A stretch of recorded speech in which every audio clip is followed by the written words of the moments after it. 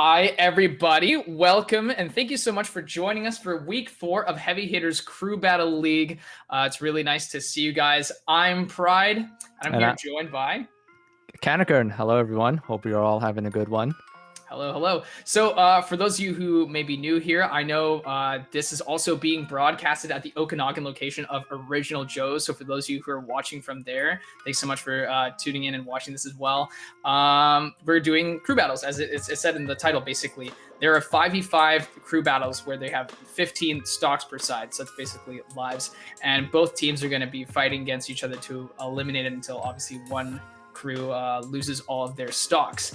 Alongside that, we also have 1v1 matches between two kind of elected players from each crew that are going to face off in a best-of-3 format. So that's going to be really awesome. And the scoring is as follows.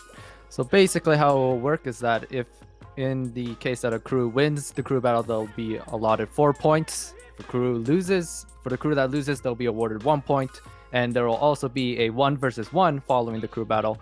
And the winner of that will take another additional point.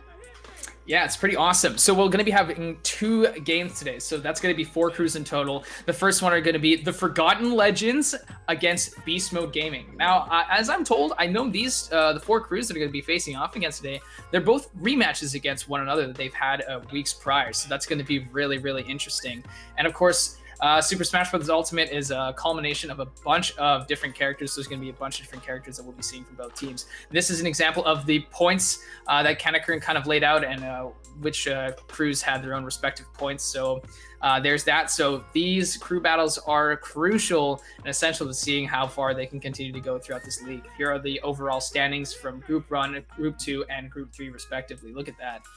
So yeah, things are actually quite tight between all of them. Those who have like 9 points and 8 points, 8 points to 7 points, you know, those are really those are close races. So every stock counts. Every player needs to make their mark, and I hope that gets shown off today. I'm really excited today. How about you, Kanakern? Are you super excited? Oh, very excited. Yeah, it's especially since these are rematches now. It definitely it's interesting because this time around the territory of unfamiliarity with the characters and who you're playing against, that's out of the table now, and that these teams have played each other in the past, so they kind of know what to expect this time around. So I'm very excited to see what the adaptations are going to be this time around.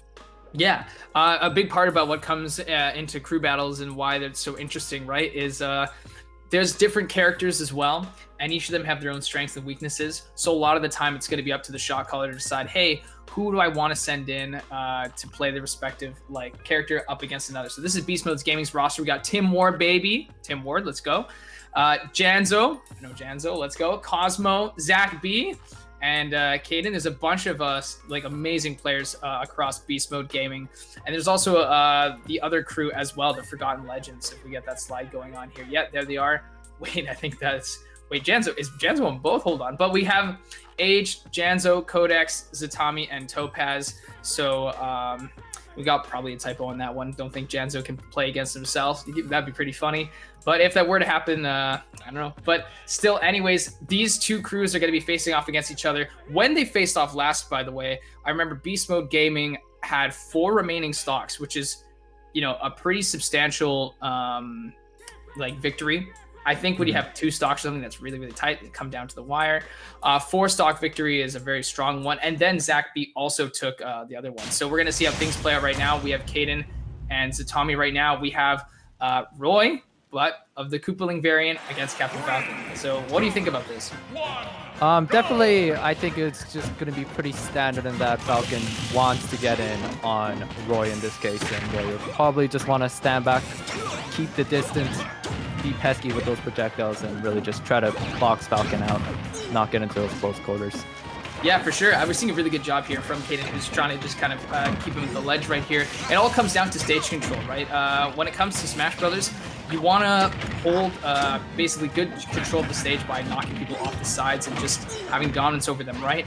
And we're seeing that right here with Zatami using these projectiles to sort of force Kaden to make these jumps they might not want to and get them in really unfavorable positions right now. Percents right now are 88 to 58%, so things aren't looking too good for Kaden right now on their first stock, but you know, Smash, anything can change at any time. No, right now Zatami doing a really good job to percentile difference. Finally, Kaden going in off stage scenario, but we'll get out of there. Very clean dash attack to respond as he tried to get away out of the ledge right here, and that was a nasty setup, right? If you regular get up and you got caught by the little Mecha Koopa right there, that would have been a ton of damage, but they got caught by the grab, so literally anything can happen right here. That was an amazing shield to not get hit by that up smash. That would have been really brutal had that up smash landed. That would have been a bit devastating for Zatami. Kaden definitely needs to be careful with those kill options that Roy has here back here. Oh, very good upper, yeah, off the top. Yeah, taking the first stock, that's going to be really, really helpful here. And of course, a big part of this, and it comes with anything, whatever you're doing, sports, whatever, there's a lot of confidence that goes into being a little bit in the lead right here, right? And Zatami with still a hefty lead, still not losing their stock right now. They can kind of feel free to kind of do whatever they want to sort of add on extra percent to Kaden without losing their first stock already. So really, really solid stuff, making it very difficult for Kaden to kind of catch up. Oh, the up special will not kill Zatami just yet, and every time Kaden's percent does go up, it's just a bit of a lead that Forgotten Legends needs here. Oh, I see when he goes for that, right? He's trying to go for the grab to get a specific kill, but he's not going to get it. And there was a really beefy forward smash. Yeah, you know, I missed the old forward smash, but that one will still do it, and it'll really help Kaden here and their team out. It's 14 stocks apiece, but the percents don't lie. There's a whole 70% on Kaden. That's not on Zatami right now. But Kaden's going to do their very best to sort of break things back right there. And look at that. Just as they just try to fight their way in, they're having to deal with these obstacle course of traps, and it's unfortunate because it's just causing a lot of percent to be built up here for Kaden. It's not too bad for Kaden in this scenario. I think with Zatami's Roy, it definitely is about building up on that percent and going in when you know that your kill options are going to kill. Up smash doesn't do it there. But for Kaden, Falcon's a very explosive character. He can just get in, and one scenario can just eviscerate one of Zatami's stocks. So, but that up smash definitely won't be saving it no matter what the react. That was a really good catch there from getting them on the regular get up there right now. And I like the up tilt as an anti-air, right? A lot of the times people are going to be jumping around hit smash, so if you can have ways to sort of intercept people's jumps, that's going to be really, really crucial for you here. Oh, I thought we were going to see a conversion right here from the Mecha Koopa, not going to happen. Shields the Raptor boost, but man, that move is so safe. Captain Falcon, I don't know what's happening in the development side of things, but they love the character. They just keep buffing that guy, and there was the down throw into the up smash, not going to take it, but all these kill moves coming out left and right. Someone is a little bit desperate for the kill here, and I don't blame them. They want to be able to take the stock away to even things up. Otherwise, you know, they're going to go down a member, and I don't think Beast Mode Gaming wants that whatsoever. No, definitely. Oh, just all these up smashes, all these kill options. He's really desperate to really want to get this off, and finally gets it with the back air. Very nice. Yeah, very, very, very good there. That was perfectly placed right here. This is anyone's game, right? At the end of the day, percents is sort of a resource, right? It's all about momentum swing. So even though it's 76-0, you know, it's a little bit tough for Kaden here on this point. Anything can change right now. It's all about that delicate balance of who's going to land the hits that they need. Necessary for them to take the stock right now. 92%. We're getting a little high here. I think one more good hit. Oh! That was gorgeous. You love to see it. That was really, really nice. The conversion from the up B. The cart exploded. He was able to hit him right off the side, and that's going to take it. That's going to be the first player to be eliminated here from the crew battle. Kaden is going to go down, but not without a fight. They did take 2 stocks. So in my rule of crew battles, right, if you take two stocks, sure, it may not be favorable, but it's okay. It's not too bad. It's something you can come back from and you'll be like kind of okay with. But you know, now it's up to your team to kind of like clean up from there and do their part. But yeah, still Really impressed with, you know, the Roy Koopa play, which, by the way, that won't be the only sort of Bowser Jr. Koopa Links play we're gonna see throughout the day. If you enjoyed what you saw, you're gonna see more. But we have Tim Ward coming up next. Tim Ward, baby, here in chat, very active in chat, and also going to be hopefully very active here in this crew battle. Tim Ward plays Lucina now. If the picture doesn't lie, I actually didn't know. I remember I used to play with Tim back in the day in Smash 4. Tim was a really good Charizard player in Smash 4. And they're friends with the best player in Fort St. John. And shockingly, they actually have a real girlfriend. I'm sure there are some people who are skeptics and believe that, you know, Tim Ward may not have a real girlfriend, but we're here at Heavy Hitters to let you know that that's actually not the case. Tim Ward does indeed have a real girlfriend, so be sure to ask Tim about it, and you'll know. Yeah, who wrote that? I have no idea, but you know what? I'm just here to read it out, okay? So there you guys have it. Let's see. It's already proven Tim Ward has a girlfriend, but let's see if Tim Ward has what it takes to clean things up here and help out Beast Mode Gaming. And there's one stock deficit. It's not too hard to come back from, so we'll see it. Tim Ward can spend less time in the chat and more time in the arena and kick some ass. Nope, definitely not the end of the world. It's still anyone's game, just a stock down. I don't think that's quite a big deficit to really come back from at all. No, not at all. So, yeah. Before we get into the match, by the way, just want to let you guys know there's some slides here, right here. We got original Joes here. And for those of you, once again, who are watching, thank you guys so much for tuning in for that. You can join them for happy hour. And you know what? I'm just going to be real with you. I know a little bit more about their menu than most because they actually do have Monday specials. Actually, do you know about them? Maybe you do too. Oh, yeah, definitely. If you guys are all about those drinks, they do have Coronas on that $6 special. We got double margaritas for just $8. And of course, if you guys are feeling hungry, we do have some Long Beach fish tacos. Just reading that makes me want to go there. I know where I'm going after I commentate. Do you, Pride? Yeah, and in fact, I don't even have to go anywhere because they're supported by food delivery apps like Skip the Dishes and DoorDash. So even if I don't want to step out of the house, I can continue to plot myself here in this chair. Maybe play some Smash of my own after this, but I will be able to indulge myself in those Long Beach fish tacos and all the other food they have there. Their menus are available online. You can go ahead and check those out. And they have various locations nearby in like sort of the BC area. So no doubt you'll be able to find an Original Joe's locations near you. So yeah, we just got word from production, by the way, that we're going to be heading off to Battlefield right now, which is a stage that we like to call it triplats because it's a flat stage at the bottom and 2 more platforms here. And Tim is not actually going to be playing Lucina as the picture presents. It's actually going to be Falco, which I think Falco is actually really good for crew battles if you have strong momentum. You know, they're very vertically inclined, right? You get up tilts, you can kind of go off and do crazy things here. But then, yeah. Oh, this is not Battlefield. There's an issue here with the stage selection. So, yeah. Which, by the way, as you know, you play Smash as well. So this information you're definitely privy to. Taking Falco to Battlefield is probably not what you'd like to do if you were to fight Falco. I don't think, even as a Crom player, I don't think you'd even want to do that, would you? No, definitely not. But it's interesting that Tim picks Falco here.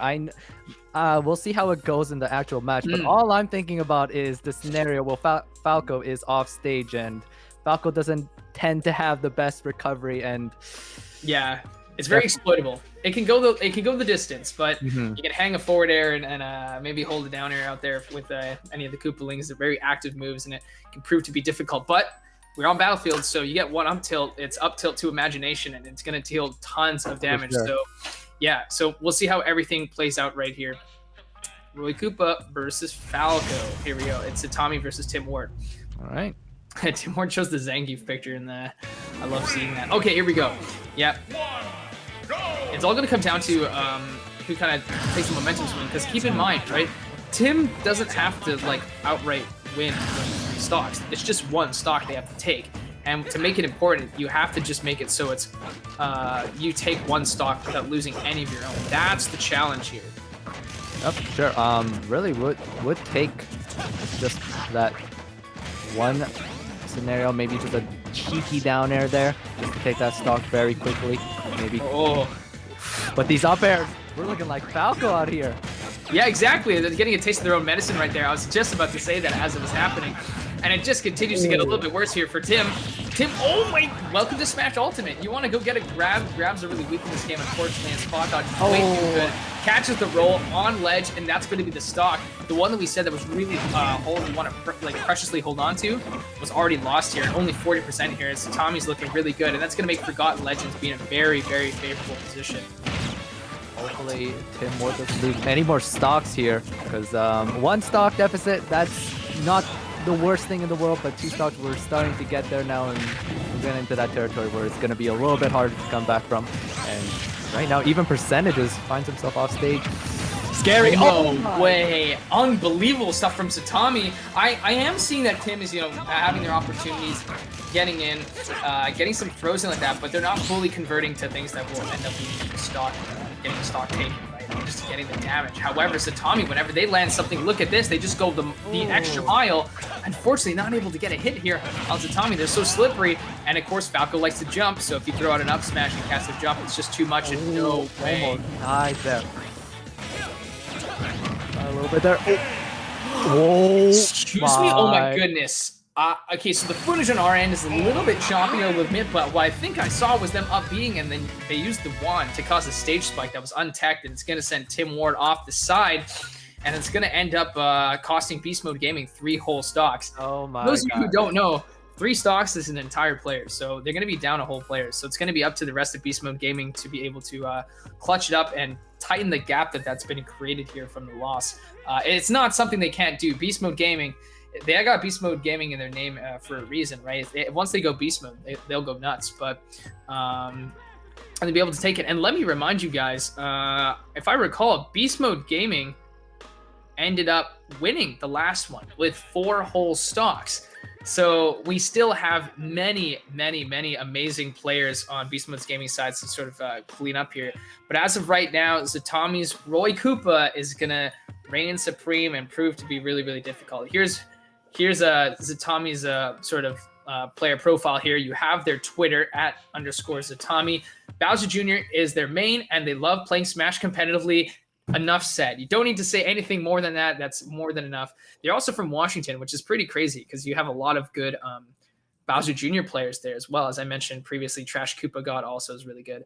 This is Janzo. I love Janzo. Big Janzo. Let's go, Janzo. I don't know if it was Janzo or somebody, but I'm pretty sure Janzo ate a crayon at one of the venues. I don't know if that happened. Maybe that wasn't him, but I remember seeing it at all right. Steak. Very funny. But regardless, 8th ranked player on the Fraser Valley PR, and they are the president of the Tim Ward fan club. So if you are, if you're a fan of Tim Ward and you're part of that fan club, just know that Janzo is the president. So good stuff there. Right, but it's funny how we're talking about he just needs to take 1 stock. He's probably gonna. We're probably all thinking like at worst he's gonna lose 1 stock, but oh man, Zatami just. Tommy's scary. I'm telling you, Bowser Jr. Is a character that.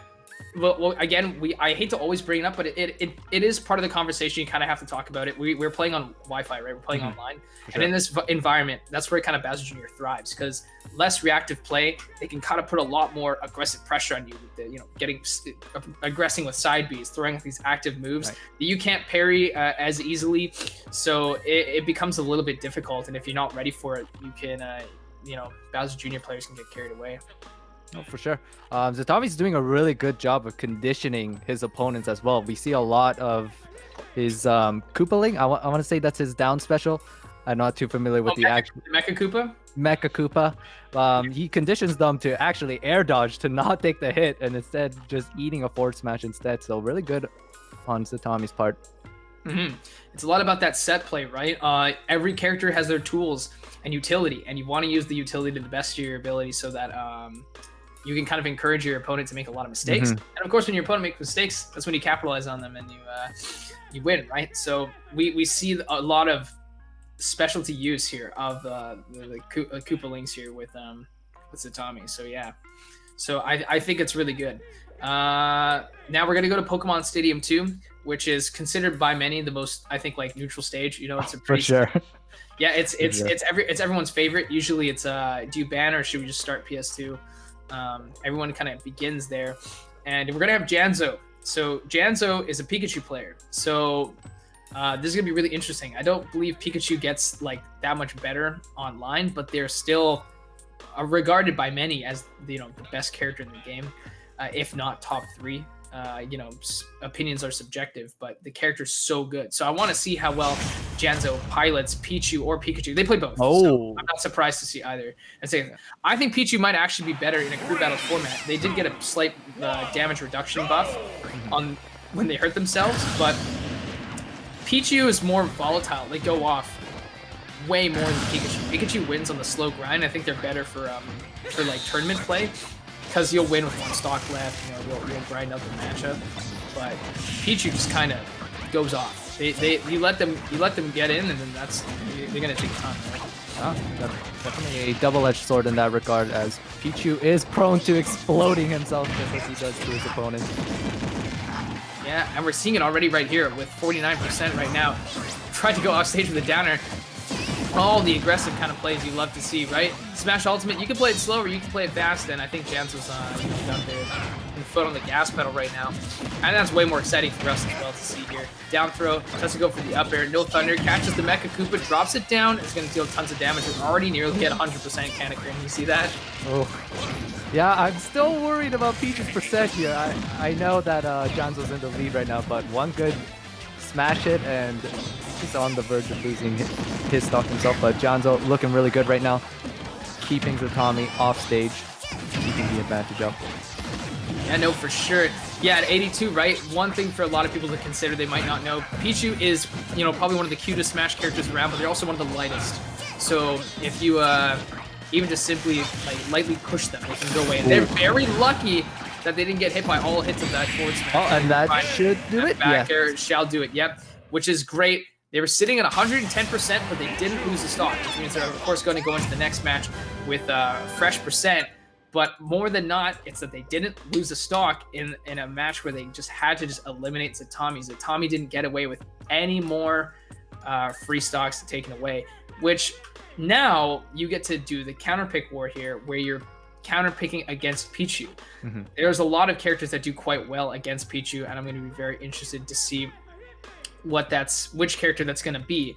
If we take a look back at the rematch information of their previous games, we saw Janzo went Pikachu, Zatami. Yep, so we saw Zatami. We have Age, Codex, Hornet, and Warfels. I want to make sure that those are sort of the same player. Yep, Codex, Age, Warfels. We have Min, Robin, Ken, and Wii Fit. Now, I don't think you'd probably want to throw Ken into Pichu because a bit small, going to be hard to catch. For sure. But I think some of the other characters are not going to be too bad. This is Codex, by the way. Codex plays Byleth, Robin, Corrin, and now they play Aegis, which is Pirate Mithra. Really, really good. So they have actually a huge selection of characters to choose from, which is really great for counterpicking. And they love playing Smash. So, I mean, if you love playing Smash, that's definitely why you're here to compete in the Heavy Hitters Battle League. So I don't doubt it. So Codex might be the choice. And Codex also took 4 stocks in the last crew battle that they did. So they definitely were kind of a stellar player. They were the second best performing player in the crew next to Zatami, who took 5 stocks. Yeah, Zatami took 6 stocks, I believe, right? Because they took 3 and then they took 3 again. And then almost 7, but it definitely puts Forgotten Legends at a very good position here. A whole team member. That is definitely a lot of work that Beast Mode Gaming is going to have to do there. Yeah, once you put it into perspective like that and you realize it's a whole team member, you're like, wait a minute. Oh my goodness, that is substantial. It's not just 3 numbers on a scoreboard here. That's an entire player that they have to worry about here. Unfortunately, myself, I can't really see who exactly is. Oh, it's Codex. Okay, so Codex is in the arena right now, and they have so many choices on who to pick. I would like to see Pyramithra simply because of new toy syndrome. They're new characters. They're very good, and it's been proven throughout the week or 2 that they've been out that they're pretty absurd. But there's also a lot of characters that you probably pick that are simply out of comfort. So we'll see what character gets chosen here once we load in. Yeah, I don't expect Codex to really play the slower characters like Robin and Byleth. I think those characters are very prone to get rushed down upon, especially like someone like Pichu, who's very quick on on his feet and will just be able to close the gap like so easily against those characters. So I think I would also assume the pick from Codex to be Pyra Mithra, probably just because of the versatility. Yeah, you can still go Byleth, I think, because you have long-lasting moves. Your tilts are really quick, and you can kind of stuff them out. But yeah, but I also forget to mention one thing that's really key to note. We are on Wi-Fi, and Robin is disgusting in Wi-Fi. Like, they can throw down arc fire. They can just stuff your jump. So what Codex will have to do is they'll have to play very reactionary, and we might go ahead and see that. It's going to be 3 stocks apiece because it's obviously 9 to 12. They don't need to drop any stocks. They're just going to go right into the match. And already you can see that Codex is trying to establish some space between himself and Janzo, like you see right now, and forcing Janzo to approach either with a jump or a dash, and then they go ahead and stuff things out. And it's kind of working out quite all right for them. Oh, doing what? Finally, Janzo getting that throw. Oh, you got some loops. I was hoping to see some loops, man. I love watching it. Pichu is actually one of my favorite characters to watch in Smash Ultimate in general because they can either eliminate you so quickly or they get eliminated. So it's never a dull match. There's the arc fire I was mentioning earlier that you can just kind of throw out with reckless abandon. It usually works out in your favor. Robin's sword is out. Robin's killed. Robin won't have as many kill options to take this first stock until 11 sword comes back, but it's pretty fast. It's like 6 seconds to actually get. Oh, it's already back. Yeah. There it is, the up air. See, it's like you want to extend and like push your advantage state, but then Robin just kind of swings, and then that's kind of it. So it's very, very scary here. Kind of making me eat my words here. He's having no trouble with Janzo trying to get in close on the distance, and he's gonna take it easily as long as he's having that 11 sword. It's gonna be very easy, but the forward smash in retaliation is good for Codex's first stop. Yeah, no, very, very, very good here. Yeah, I like the T-Jolt there on the platform to kind of stop from Codex from jumping here. But yeah, look what I said. It doesn't matter how fast Pichu is. Any character will struggle to get around arc fire. It's annoying, and that's going to be an SD. Janzo's going to lose a stock right there. That's not good. It's going to put Janzo in the last stock. And honestly, Codex still has so much, resources left within their spells and their sword. Well, not the weapon sword, I guess, but still a lot of resources in their spells. So you're going to deal tons of damage. So Janzo has to play basically perfectly. They just need to take 1 stock. That's all they need. Dude, but on the flip side, however, if Codex can take this without losing any more stocks, that whole team member lead that Beast Mode Gaming, or sorry, Forgotten Legends had, it's not going to be so grim for Beast Mode Gaming here. And will that do it? No, still living. Almost, yeah. Forward is not going to do it. And another once again, no. Yeah. And I chalk it up to Wi-Fi, chalk it up to something else, but the SDs don't lie. They're going to prove really problematic. And what's unfortunate here was the stock wasn't able to be taken away from Codex, which means that Codex gets to continue into the next match with 2 stocks. And Robin is not someone a lot of people get excited to fight against. They don't want, like, if I'm in a crew battle and I hear like, hey, who wants to fight the Robin? You know, I don't raise my hand. I don't avidly volunteer to fight Robin. So it's going to be really key to see who they throw out. We have a little bit of information from last time, who they had. There was, Kaden played Falco in the last crew battle, but then this time they played Falcon. Janzo played Pikachu last time. This time they played Pichu. This isn't like them throwing or anything. These are just truly their other characters they pilot. I would assume you'd want to save Zach as your anchor, or your mid, because Zach B is a very talented player, very good. Just like you said. Yeah, Zach is ranked 15th in all of BC. And they want to own a Tesla one day, which honestly, I'm sure like it'll happen. I believe that Tesla is the car you can own. My uncle just got a Tesla recently. Don't know if it's financed or whatnot, but they're very, very nice cars. So, but yeah, no, Zach B would look fly in a Tesla. I know what Zach looks like. He would definitely look fly in a Tesla. I'm not gonna lie. Let's see if they can make things clean things up. As I was right, I think they did want to throw Zach B in here to sort of deal with this. Diddy Kong is a character that I think is getting a lot more representation and eyes on them because of Tweak. Like everyone's like, oh wow, Diddy's so good. And even before that, right, we had Cantrip with the pyramid scheme, but also Cantrip performed pretty well with Diddy Kong in the past. Dakpo, a lot of good people playing Diddy made people realize that the character is super, super good. So yeah. No, definitely. Hopefully, Zach B will take it back, as Forgotten Legends definitely does have a quite a big, substantial lead here. It's looking a little bit worse for wear for Beast Mode Gaming, but let's see if Zach B is the trump card they need to bring things back.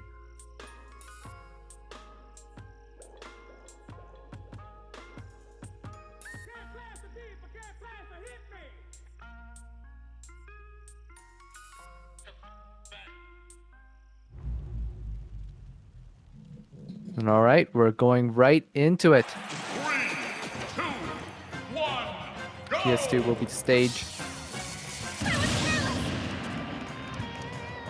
Time to tip the scales.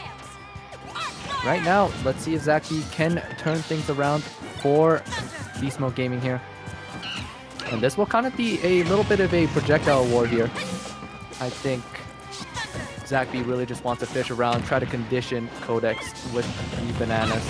But Codex, oh my gosh, what a good conversion with 3 arc fires. Usually we only see 2, but Codex racking on that percentage. Already has 76% for Zach B. And right now, looking pretty good. Codex being able to just zone out Zach B. Yeah, okay, here we are. Yeah, so keep in mind, Codex started with 2 stocks, right? So, I'd say, yeah, Zach, we got to put in a lot of effort. And there's the Arc Thunder. Man, trapping someone in that Arc Thunder is really, really crazy. So you got to watch out and watch Robin as they charge your Thunder spell to make sure you don't get caught in stuff, because it's very easy to follow up them shielding it with a grab, right? So, yeah, Zach B just using all of Diddy's tools to just try to get up in Codex's face, but Codex just slipping away always at the last minute here. 99% on him, though. All it takes is for Diddy Kong to get 2 down tilts or something, or maybe like a Z-drop man into a smash attack. That's going to do it. Wow, the Nosferatu? Oh my goodness. That move, for those of you who don't know, is actually a way for Robin to heal. So, in a crew battle, I think that's almost cheating. Kind of unfair. Well, Codex is pulling out all the tricks up his sleeves. And I think his aim is just to live as long as possible. Make sure to get this percentage off. Take his time, because right now I think Forgotten Legends, all they need to do is really just keep this lead up. And even if Codex does lose all of his stocks here, it's still quite a sizable lead for Forgotten Legends here. Yeah, no, for sure. Zach B is playing things out really well, but it's just unfortunate because they're not getting entirely all their conversions properly. But still, if they can just land something really nice here, they'll be able to be good, because 42%. Diddy Kong isn't. Oh, that's not gonna be enough. That's gonna be a lost stock. Yeah, Diddy Kong isn't like an explosive character like Wolf, where they land 2 hits and then boom. Oh my god, I'm already at equal, right? I can kill really soon. Diddy Kong kind of whittles away at you by winning neutral over and over with their tools, which may not always be the best with crew battles. You have things like that where you have your barrels and you deal tons of damage, but still. Regular get up, gonna be caught here. Oh, that was the perfect setup and it just didn't pan out. Man, that's so unfortunate. I'd be mauling if I were Zach B, in all honesty. Rolling away, and I like the jump there instead of just simply releasing shield, because for a fact that Zach was definitely trying to look for a smash attack there. Down throw into 11 there. Very dangerous rounds, because I'm sure Zach B's feeling the pressure right now, especially with how far down in stocks his team is. I think he's very anxious for the kill. Will the up smash do it? Yes, it does. All right, that's really good, really, really good. Beast Mode Gaming's thanking themselves here, because of course it's Zach B and their anchor left. That's it, against 3 entire players. And I mean, if this is the middle of their crew, I don't want to know what their anchors are. I mean, of course, like we said, we have some rematch information in the scoreboard of the outcomes, but dude, Min, Ken, Wii Fit Trainer, these characters are characters that I'm not really excited to have to want to face off against. They're very, very formidable opponents to face off. So it's a very big mountain for Zach B and their anchor, of course, to climb if they want to secure this victory. Reiterating what you said at the beginning of the broadcast, winning a crew battle is worth 4 points. And we mentioned how so many of the crews, their points are so close with one another. So it's crazy. If Forgotten Legends wins, Beast Mode will be at 9 and Forgotten Legends will be at 11. with minus the 1v1 point. But even then, right? 4, so 11 and 9. Even winning the 1v1, you'll still be behind them by 1 point. So this win of the crew battle is super crucial. So Sure. No, especially since these compared to first place, which is kind of like we kind of see them going off into the next rounds for the crew battles here. Second place is really up for grabs for anyone because they're so close in points. So even losing one of these crew battles is definitely a big hit in terms of your success of moving on to the next rounds here. Yeah, for sure. Yeah, thinking about all these crews, though, I just want to take a small break here and just talk a little about a few things. Of course, I do want to get the chance to talk about heavy hitters as a whole for those of you who are new here and don't really know what it is we do. But before that, I just want to let you know, you can see the slide right here, Original Joe's. They offer family-friendly food. They're Canadian-made casual dining restaurant group. So like I'd like to call it casual fine dining. You know, it's really nice when you walk in there. But the food, you can always count on it being really, really good. And in fact, we are actually being broadcasted right now, this event live in the Okanagan location. They have the Monday specials here, which is $6 Coronas, $8 margaritas, basically, which, you know, the margarita is pardon my pronunciation here, the Cazadores Blanco, fresh lemon and lime juice, cane sugar, lime wedges, and it's, you know, 2 ounces. They have other blinded margaritas, which you can ask their servers all about, whichever one suits your fancy, and their Long Beach fish tacos. And again, there's options if you want to eat at home, right, Kanakern? Yep, you can also order right at the comfort of your own home through Skip the Dishes or DoorDash, the usual delivery food services. And you can just sit very cozy in your own home while the food gets delivered right to your doorstep. Yeah. Also, one thing we got to mention too is actually Red Bull is helping us out right here. Red Bull is one of our great sponsors here. I'm really glad that Heavy Hitters was able to get in touch with them. They're very supportive with the esports scene, not only with games like Super Smash Brothers, but also with games like Valorant and stuff. They're a great supporter of community initiatives like the crew battle, and they provide a 4-pack to the winner of each 1v1. So you get 1 point for winning, but you also get a pack, 4-pack of Red Bull. And yeah, it's pretty crazy. And also stay alert in chat. If you want a chance to win Red Bull yourself, you can join the chat and you know, kind of fight to win some. So that's actually really, really awesome. And again, shout outs to, of course, who we're talking for here, Heavy Hitters. Their goal is to help grassroots gaming communities level up through producing regional events like this crew battle and providing production and broadcast support and sponsorship wherever needed. Right here on the screen, those were their social medias. We'll be sure to let you know of them once again, but they have it on all of the most popular social media apps. So check that out. We're going to have more time to talk about what helped support this event and help things grow. But right now, Kanakern, we're going to go into this match. It's the Wii Fit. For sure. Okay.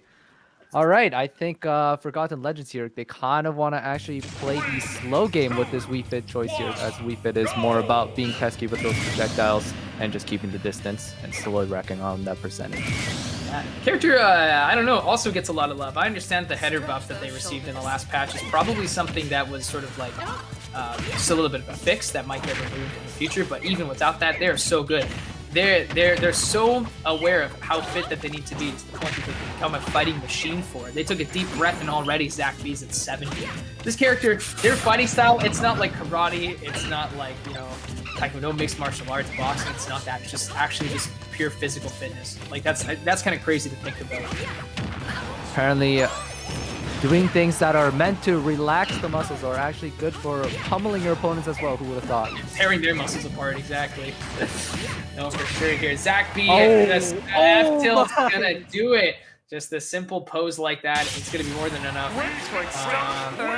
Just kind of take it away and put Beast Mode Gaming on their last player. This is their last player. Their last player is tasked with eliminating 3 whole players. Without losing any stocks in the process, which it's crazy. Yeah, it's going to be interesting to see who they're going to choose as their anchor. There is a couple ways you can go about this. I wonder if they're going to be choosing someone explosive like their Ken, who can just take those stocks like it's nothing, or if they just want to go for the stock tank sort of method. So if I'm correct, if I'm looking at chat here, we always keep mentioning the anchor. Now, the anchor, don't worry, is not the name. I mean, if your tag is anchor, knock yourself out. But usually the anchor refers to someone who's at the end, who's meant to clutch everything out. So it's a very important role, and that player will be Talisman. Talisman spelled 15. So Talisman is actually really lit.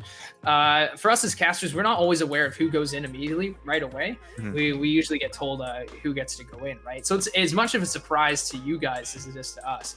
But yeah, we're gonna see Talisman play, and we're gonna have to see if Talisman has what it takes to take away 9 whole stocks on their own. Is it possible? Absolutely. It's actually possible, especially depending on who they play. You know, shout outs to anyone who plays a Shoto. Honestly, if you play Ken, I've seen it happen. That Rob, also a character that can do it.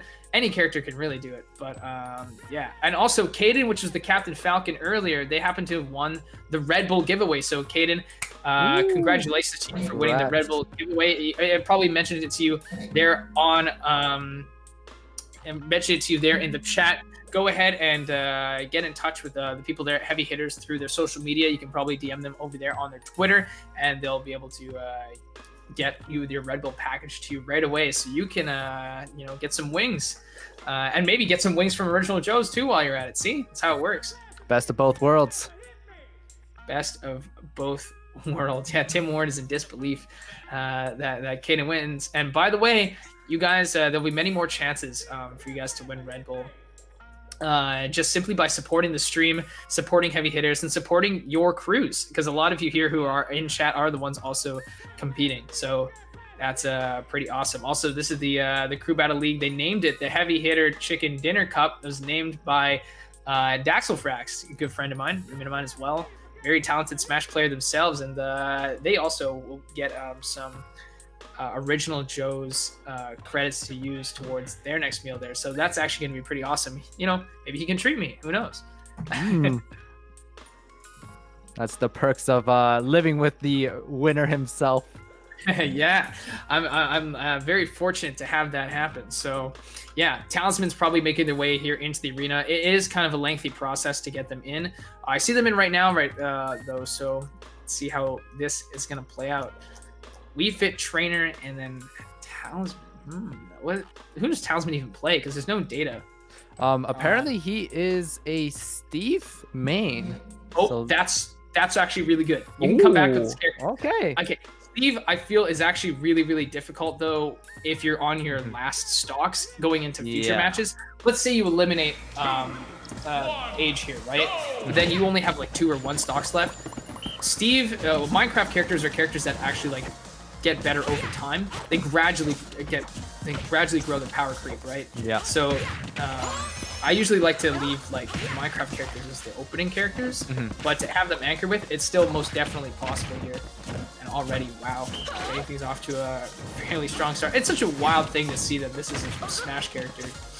Nope, definitely. If you told me that their Smash was gonna turn out to be what it is now with all these collaborations with other game series, I would not have believed you for a second. But here we are now. What a life. Oh, is that? I don't know if that was an SD or rather, but that was brutal. Oops. We're kind of just sitting around. I wonder if that was could be a lag check, honestly. Okay. Well. Let's just see what's going on here. Yeah, it seems like both players are opting to... Seems like a leg test that is about to happen here. So we will be getting some downtime while things are happening there. Once again, thank you to all our viewers who are tuning in right now. Thank you to Heavy Hitters for hosting such an amazing event. It's always lovely to see all these amazing players who would otherwise go unnoticed, but definitely a treat. Yeah, they're testing lag right away. So for those of you who I believe production probably has this, they have what's called Sable Detect. So they're going to be able to see like who's actually lagging, who's creating the flags, because of course it's a very delicate thing, right? Fighting online, you know, it's the internet. The internet's it's delicate. But more so, it's Nintendo servers are even more delicate. So for sure. it's held together by duct tape and Elmer's glue. So it's rubber bands. It's not the most stable. So we want to make sure that the competitive integrity is still here. And that's why we got to do these lag tests. So just bear with us, folks. And that actually gives us a little bit of time to also talk about something I haven't had the chance to talk about yet, which is right below us. There's the ad slides, right? Original Joe's. You can see right there where my finger is. But one of them that may show up in a bit is Charitable Impact, which is Canada's first online charitable giving platform. It's basically like an online bank account for charitable giving where you support any registered charity in Canada and you manage the way you give it the way you want to. So they're basically going to be giving away charitable impact dollars to both the players and the viewers to donate to the charities of their choice that they feel suits them. So, whether it's the SPCA or, Heart and Stroke, whatever suits your fancy, whatever you feel your charitable dollars deserves to go towards, that's where it'll end up going. So, yeah. The next time someone tells you that you're wasting your time watching video games, you tell them, I'm raising money for charity. No, really good cause that Charitable Impact is doing. Very smart. It's a good format. Like I think as technology moves, it's a good model. It's a really good business model for them to do that with, and I'm really glad to see that. So yeah. Yeah, make sure I'll throw my lag emote from my stream here. Boop boop boop. We got some. There it is. Little bits of lag sometimes. It can happen. And if it's proven that there is lag between or one of the players when we find out the culprit, it makes it sound like they're, a criminal, but not really. But when we find out who it is, they simply just have to swap themselves out. There's some logistics. They might have to swap it out with a character that they were already playing for counterpick purposes. Because could you imagine it's Steve and you're like, oh well, I was Wii Fit, but we got to switch it out. So let's pick a matchup against you. Which, by the way, did you know that apparently the Minecraft characters, they lose to Hero? I didn't know that. Apparently a lot of them, it's a very common thing they say. It's because Hero, they try to mine, but then he buffs himself up, then he gets bounced, and then it negates the minecart. Yeah. When it's chucked at him, and then a bunch of other things. So I heard that matchup's rough. I don't know, but anyways, it's to avoid any sort of counter picking scenarios. Yeah, for sure. So yeah, that's a thing. But yeah, thanks so much, guys, for tuning in, by the way, and thank you so much for just being sticking with us. We're probably gonna take a quick break right now, display a little bit of a highlight reel, and when we get right back, you will be able to continue and finish off this crew battle and move on to the 1v1. So just give us a minute, folks.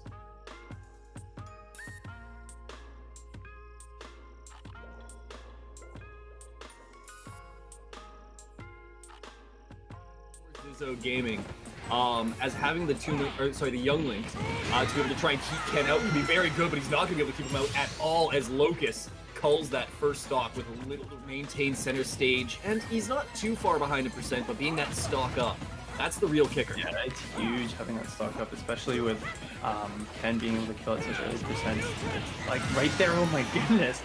Have the connecting hit still. Spencer trying to ledge trap. Good call out on the roll there from Locust. Big damage. He's next for that one.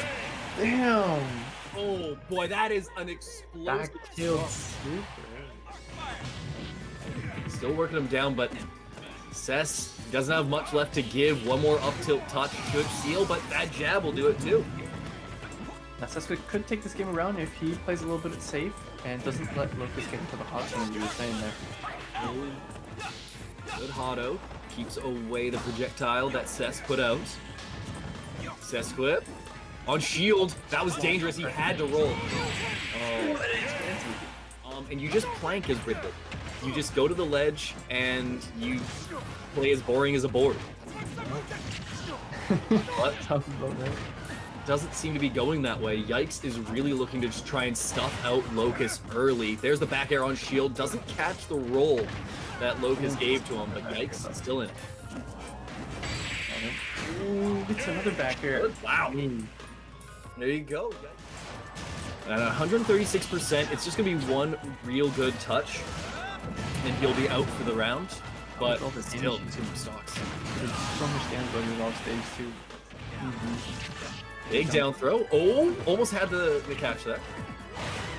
Huge if you got that stock, it would have been dead even. Would have been dead even in the match, but still would have been a 3-stock differential in the crew battle. But that should do it. There's the red flash. Something that isn't talked about very often is Joker gets a little bit quicker Arsene build when they start a stock down, and that's just so deadly in these crew battles.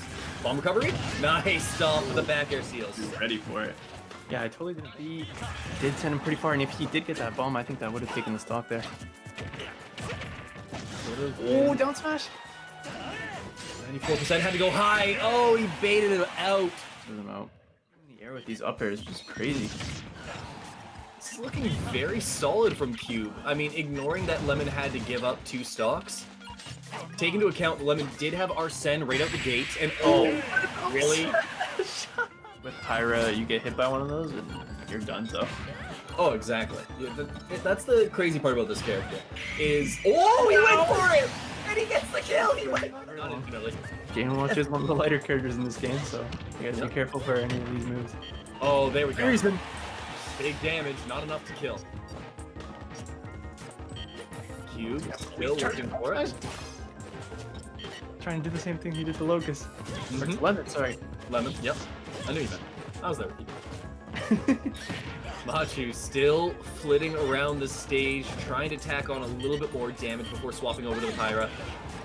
Cube kind of entering the Avatar state there, just mashing these smash attacks, actually kind of working out.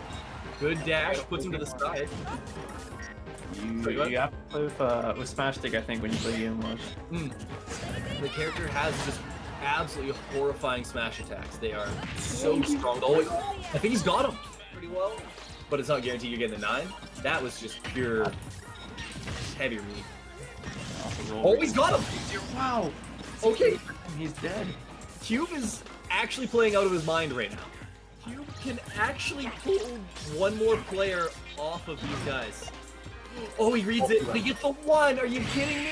Oh, no. No hope, no.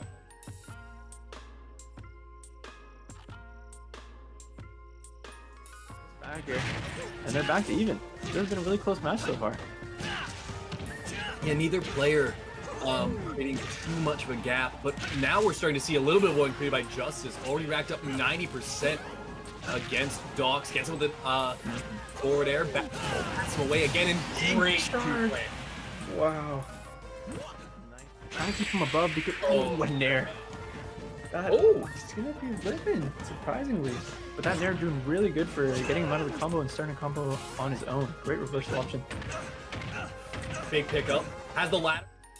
Hey, okay, Tim Ward gets a second chance of redemption here because Tim has to play for Talisman. Talisman is gonna have to be swapped out with Tim, which, by the way, I am not sure if I'm aware if Tim has to play the Minecraft characters. I have no idea, but we'll see. This is Tim once again. Of course, feel free to follow Tim at Tim BMG Ward. That's Tim Beast Mode Gaming Ward, and you can find him on Twitter right there. So yeah, Tim, we saw them again. They played the Falco. They had a pretty decent showing in terms of, like, you know, getting the hits in, winning neutral here and there, but they just weren't able to clutch it and get the kills, which of course is always really, really hard on which is always really hard against the Koopalings because they're actually secretly super heavy when you hit the cart. Yeah. But in this case now, it's going to have to be up against Wii Fit. So, so I think they gentlemen to, you know what? It's Minecraft Steve. Don't ask me to play Minecraft. Let me play a character I'm familiar with. And I remember in the chat, they're like, wait, why are you playing Falco? And it's because, you know, Tim expressed interest in Falco, but I remember Tim as a Charizard player. And so I think being able to play PT is a welcome fit here. And we're going to be able to see Tim play things out. Now, of course, in this game, it's not just Charizard. It's Charizard. It's Squirtle and friends. So we get to see a lot more of the Pokemon at play here. We'll get to see Tim play with Squirtle and Ivysaur, something I've actually not yet seen at all. So it'd be kind of cool.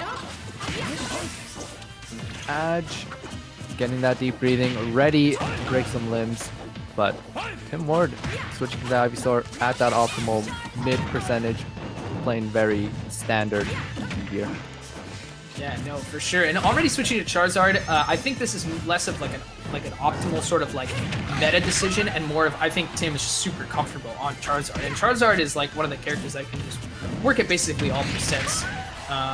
They're just really, really good to throw out. I mean, it's big, scary. It's not a dragon. It's like a salamander, I think. Lizard. Anyway, Yeah, lizard. Lizard. Yeah, he's a giant lizard. I like that's the thing. He's not a dragon type. Fun fact. Getting a down smash, and it's going to be able to take the stock, and that's already better than what Tim could do with Falco. But yeah, I'm telling you, we saw. Regardless, I feel like if we saw Tim play Pokemon Trainer in the initial run, I think we would have seen a much different result here from this. It's going to be up to Tim to be able to take 8 stocks from there too. It's looking rough here, but nice, clean back air there from Tim is going to send Age off the side. All right, now simple match here. All Forgotten Legends really need to do is each person, they have 3 team members left, including Edge, and they just really need to take 1 stock each. So that will be game over for Beast Mode Gaming, and already Tim Ward down a stock. Not looking so great. Yeah, it's a very, very rough hill to climb. I love Kaden in the chat saying 7 more, 7 more, 7 more. But yeah, no, it's true. Like, taking 7 stocks is obviously not easy. As for those of you who are watching and doing this here, it's not an easy thing to do. I just saw Tim, by the way, taunt earlier. I don't know what that was about. It's the confidence builder. It's all about mental game. I'm telling you. He's at 174%. I think even a small breeze of the wind will take the second stock. Oh, hold on, though. Nice. Going to be able to forward air and send the soccer ball back. Oh, this is looking scary for Tim. Oh, whoa. See, that's the thing about Wii Fit Trainer is a lot of their moves. They're all encompassing, right? She's using all parts of her body and limbs because, of course, she spends hours and hours a day stretching them, and that's her whole life goal. Her whole vision is to work out her whole body. So whenever she does moves, even something that's usually facing forward, can hit all around. I was able to get the kill on Tim here. Definitely very deceptive hitboxes, but while I pride myself as being a optimist, Tim Ward on his last legs here, on his last stock against 7 stocks in total coming from Forgotten Legends. Victory seeming a little slim for Beast Mode Gaming here. Let's see if Tim can clean this up though. Yeah, we'll see if it comes a little bit close here. There's the up throw for the damage, right? Up throw shockingly doesn't kill as early as you think. A lot of Charizard players tell me that. It's more for the damage, but I love the down air. We're going to keep this crew battle going. It's going to be 6-1 here as Tim's going to want to make if anything, even if they don't win, they want to make the deficit that they share between the crews a lot smaller, and this is how it is, and this is how it goes. Nice showing there from Tim Ward. That was good. Man, if we saw Tim play Pokemon Trainer at the beginning, taking that 3 stocks, we would be at like 3-1 now or something. For sure. That, right? It'd be a lot closer. So still in it right now. We're gonna see who they want to throw in this. It's gonna be Warfels, by the way, is what we heard from our production. Warfels is a Ken player. They love playing Smash, and Ken is their main. What I'm curious of is whenever people are like, I love Smash, I play Ken. Have they ever played Street Fighter? Like, do they? What made them pick Ken? Like, That's true. I always wonder that. Ken's not that easy to like pick up in terms of like playing them immediately. They're pretty easy once you get it. And once you figure out the move sets and you dedicate time to Ken, then it comes easy. But like, a lot of the moves that they do, it's very unorthodox, right? So I always wonder what people do. Yeah, I felt like playing Ken. All right, cool. That's awesome. Just felt like playing Ken. Okay, usually people just have a history with like playing the older fighting games, like the actual Street Fighter, and they're used to having those inputs down, like the quarter circles and all that. Yeah, and that makes a lot of sense. And we're like, Terry is one of the ones that I feel is a lot easier to pick up because, he doesn't have like crouching lights and crouching mediums. He has like just his down tilt, his F tilt, his up tilt. They all function the same. It's a lot easier to use. So, but I mean, if he makes funny noises when he hits, then he's also a very tilting character. So if you are actually very confident in piloting Ken effectively and doing a really good job with Ken, you can maul your opponents and for sure, your way to victory. I know it's possible. The counterplay to Ken is simply not fun. It's very lame. You have to just run away from him. You have to like kind of wall him out. That's the honest truth, right? No, it is. It's what you got to do. Counterplay to Ken is to not fight Ken. That is true, because just with raw numbers alone, Ken Masters, he's the martial arts master of the United States, right? He's gonna punch faster than you. He's gonna kick faster than you, right? Sure. You don't want to try to fight him in that up close battle unless you're like, I don't know, Terry. Yeah. Maybe Little Mac, but I don't know. Maybe. But then if you pick Little Mac, you just that's a whole mistake on your end. But yeah. Yep. But so we'll see how that goes. By the way, look, I believe those might be the fish tacos. Those might be the fish tacos there. I like how thematic it is that Kirby's eating up all the original Joes. You love to see it. Well, when they be putting food out like that, I don't blame them. Exactly. OJ's, baby. Original Joes. Shout out to Original Joes for being the sponsor here for this event. And I think it's really nice to see a lot of these people support it, because it helps support you guys, the players. Because it's, all in all, it's really helping you guys the most. Bigger prize pools, contest giveaways. It's really, really good, right? And also there in chat, Stream Elements, of course, just reminding everyone about charitable impact. So we talked about it earlier, and we'll be sure to talk about it more in the second crew battle as well. But we're getting right into it to see Warfels go up against Tim Ward. Tim is on their last stock, yes? Yeah, Tim's on their last stock. So that's going to be pretty interesting. Oh, definitely, especially with the Warfels probably most likely playing Ken. It's definitely gonna be Tim having to play the most patient he's ever had to play in his life, because of the fact that Ken is just so scary up close. Yeah, you either have to. The thing is, like, you can wall out with Ivy, but the minute they get in, kind of troublesome, and whatnot. So yeah, we're gonna go to Pokemon Stadium 2, which is a more horizontal stage, right? It's got a lot of you got a lot of space to run away and like sort of wall out with like hitboxes, but this is going to be a very delicate game. We're going to see how this goes. All it really takes, by the way, Ken has to win neutral like what, 4 times? That's it? Yep. It depends on the Pokemon too. Maybe that's for Charizard, but Squirtle could be even less. Yeah. Tim Ward's got a lot of support here in the chat, and they're going to need it. And I think this is really funny that Tim actually did this, because this means that Tim actually gets Charizard first, which I think is what they want. Because again, like, I know a lot of people who are not solo Zards per se, but like are Zard specialists, because they had a lot of time playing. Oh, it's the Rush. Are you okay? Yeah. Back throw here. There's the forwarder. Nice. You love to see it into the forward smash. Oh my gosh, Tim, this is incredible. You're catching all these landing traps here. Oh, no. Oh. That's it. That's so unfortunate. That's going to be the game. Tim was looking so clean, catching all these landings.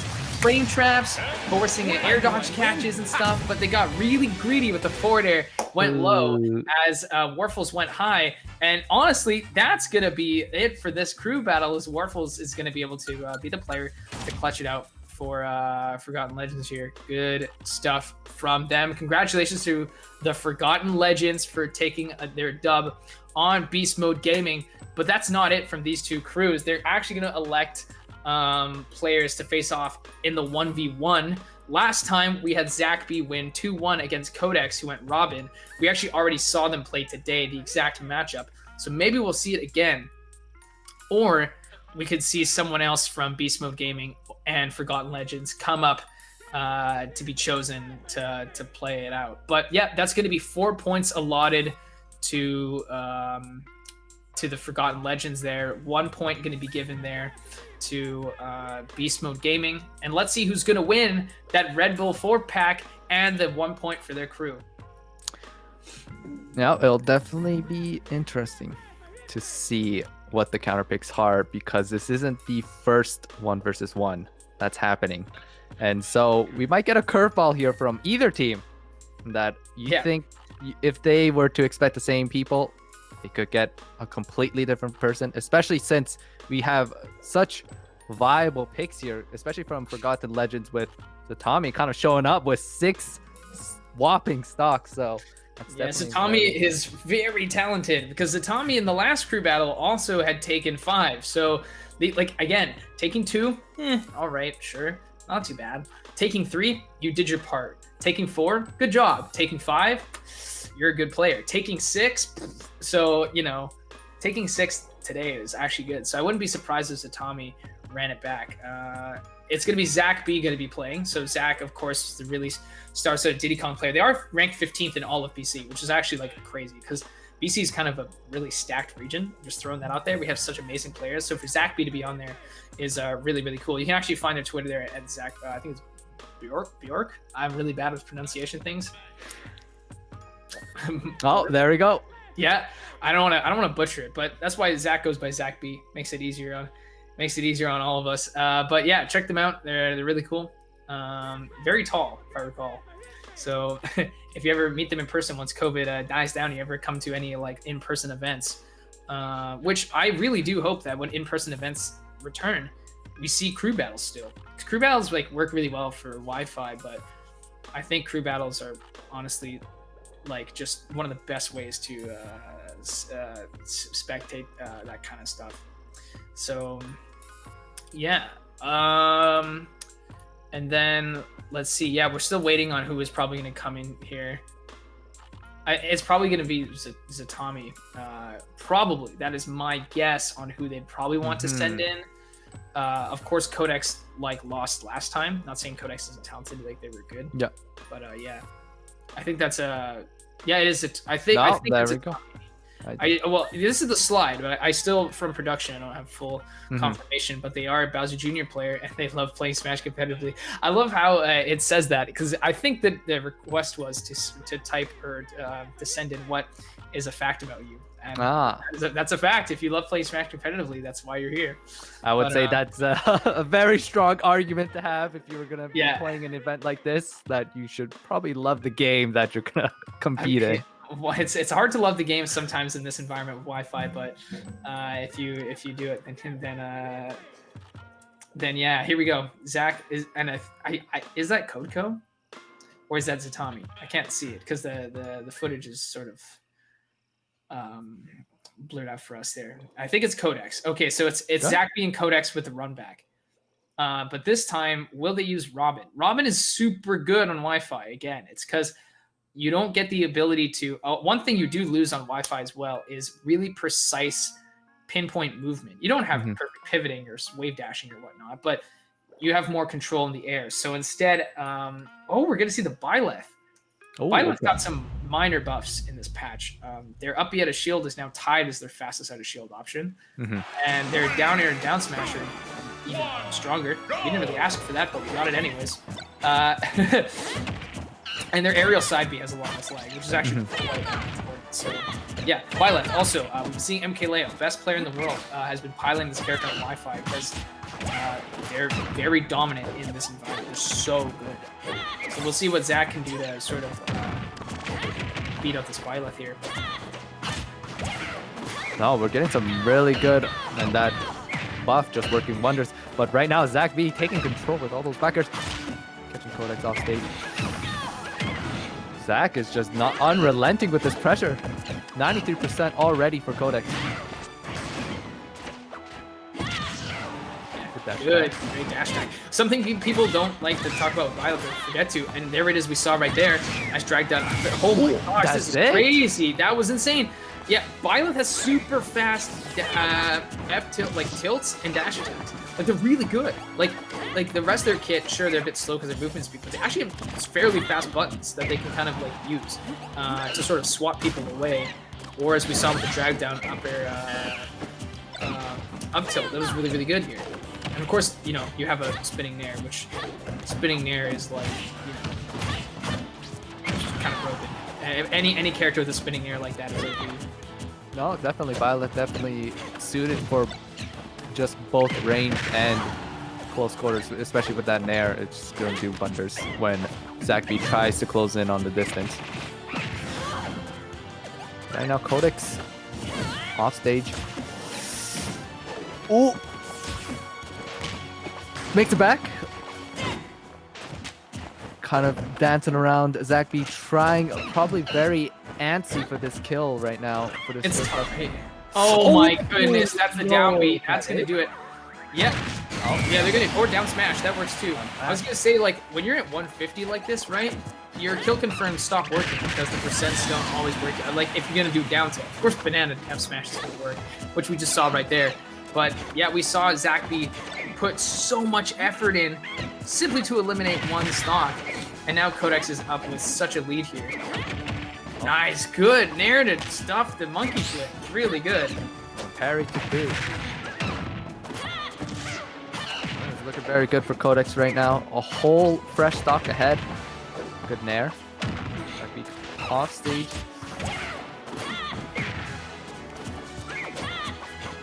Kind of just trading single hits here in neutral.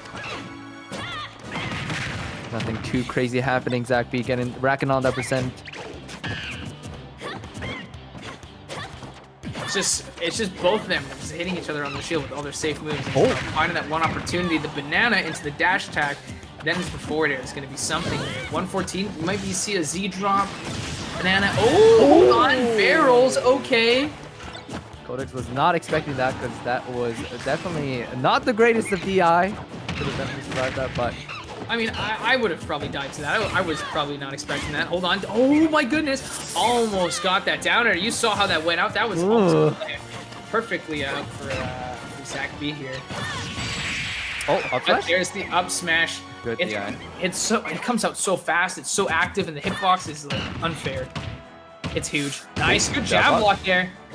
Trying to get into barrels. Didn't get the secondary hit, but 113 to 74. Things are looking a bit closer here. Good chase down with the dash attack. Didn't connect with the full hits though. And this is looking pretty even. I think both players have their win conditions. Zachby with maybe a banana trip into forward smash will do it. Forward tilt. I think that's enough. It is. Yep, forward tilt's gonna do it. I said it. It's the really active, super fast forward tilt that's gonna end up doing it, and it's gonna be able to catch the roll at ledge. It's going to take the first stock there to Forgotten Legends. But we've seen this song and dance before. Forgotten Legends, Codex did take the first stock in the last best of 3 in the 1v1. Yeah. And then Zachby was able to clutch it and get their, reverse it and get the 2-0 back on them. So maybe we could see that once again. But honestly, this battle's looking real scary. Yeah, for sure. I don't think this is the specific character that Zachby probably was expecting, especially when Codex was called up. So we'll see if Zachby can get the necessary adaptations. But as you said, Violet's just really deceptively quick. She may be very slow on the ground, but those tilts and just those nairs, they are definitely very quick. Yeah, that's why it's really annoying to fight them on Wi-Fi because like you want to pressure them and go in and then they just swat you. And then they send you out and then they forward air you and back air you. And then you're like, make it stop. And then they have a really active nair. They have a down tilt you got to watch out for. And they got an up smash, so you can't jump in on them all the time. So, like, they have a solid kit. They're not broken by any means, but there is a reason Leo does play them because they have value of some sort. And the best player in the world wouldn't just pick, like, just a random bad character just to play with for no reason. That character's not even high tier, I don't think. But they're still good. Oh, for sure. And those buffs definitely are just lovely qualities of life that I'm sure the best player in the world would not complain about at all. No, not at all. Interestingly enough, though, the best of one, looks like Zachby stepped out of the arena for a second. Not sure exactly what that was all about. But this does, again, give us a little bit of an opportunity to talk about different things. We see Red Bull right here on the side right there, which, by the way, thanks so much to Red Bull for being such a great supporter of all the community initiatives like this crew battle and other esports ventures that you do both with heavy hitters and with others. Yeah, again, just a reminder, the winner of this 1v1 will be getting the 4-pack of Red Bull. So Zach won one already. But, Zach can swing this back in their favor. They can win themselves 4 more, which is 8 Red Bulls. That's a lot. That's value right there. So that's the real reason why people come to these. It's not about the big pop bonus we have. No, it's about the Red Bull. Exactly. That's the real value. No, for sure. So, yeah, that's what it is. And then let me see here. Yeah, also the Red Bull prize package will go to each member of the winning team as well. So for if you're like in the whichever crew wins the entirety of it all, each member will also receive their own Red Bull prize package, which is amazing. I think that's really, really cool. Yeah. Another one too, I just want to touch up upon, as I touch up upon all the time, is Original Joe's, right? They have like really good family-friendly food. They're Canadian-made casual dining restaurant group, which, by the way, thank you so much to all those who are at the Okanagan location right now who are watching the event on the screens as this is being broadcasted live. We appreciate that so much. They have some amazing Monday specials, which you're free to ask the server about, you know, with their blended margaritas. They have like, and they of course have the Long Beach fish tacos, which you see it right here. I don't have to explain it. You can see it right there. That's already so delicious looking. And if you're in the comfort of your own home, feel free to check out Skip the Dishes and DoorDash. Those are the food delivery service apps, right? And if you see Original Joe's on there, that's probably your best candidate for, that's what it is. Zach had to go somewhere. I'm sure there's some sort of like thing they had to attend to. And instead, Tim is going to jump in and cover. All right. While still holding the 1-0 on that Codex had. This is Age, by the way, which they're the best Wii Fit player in Alaska. And they're also a mechanic who likes to work on the motorcycle. So I love to see, and this is what I like to highlight.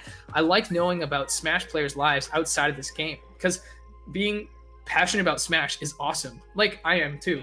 But to know that you do cool things outside of it is it's very humanizing. You know, you love to see that. So pictures of your motorcycle whenever possible on social media would be pretty cool. Please. This is not Zach. This is actually Tim. I'm gonna go ahead and play this out. I think they probably picked the wrong stage here.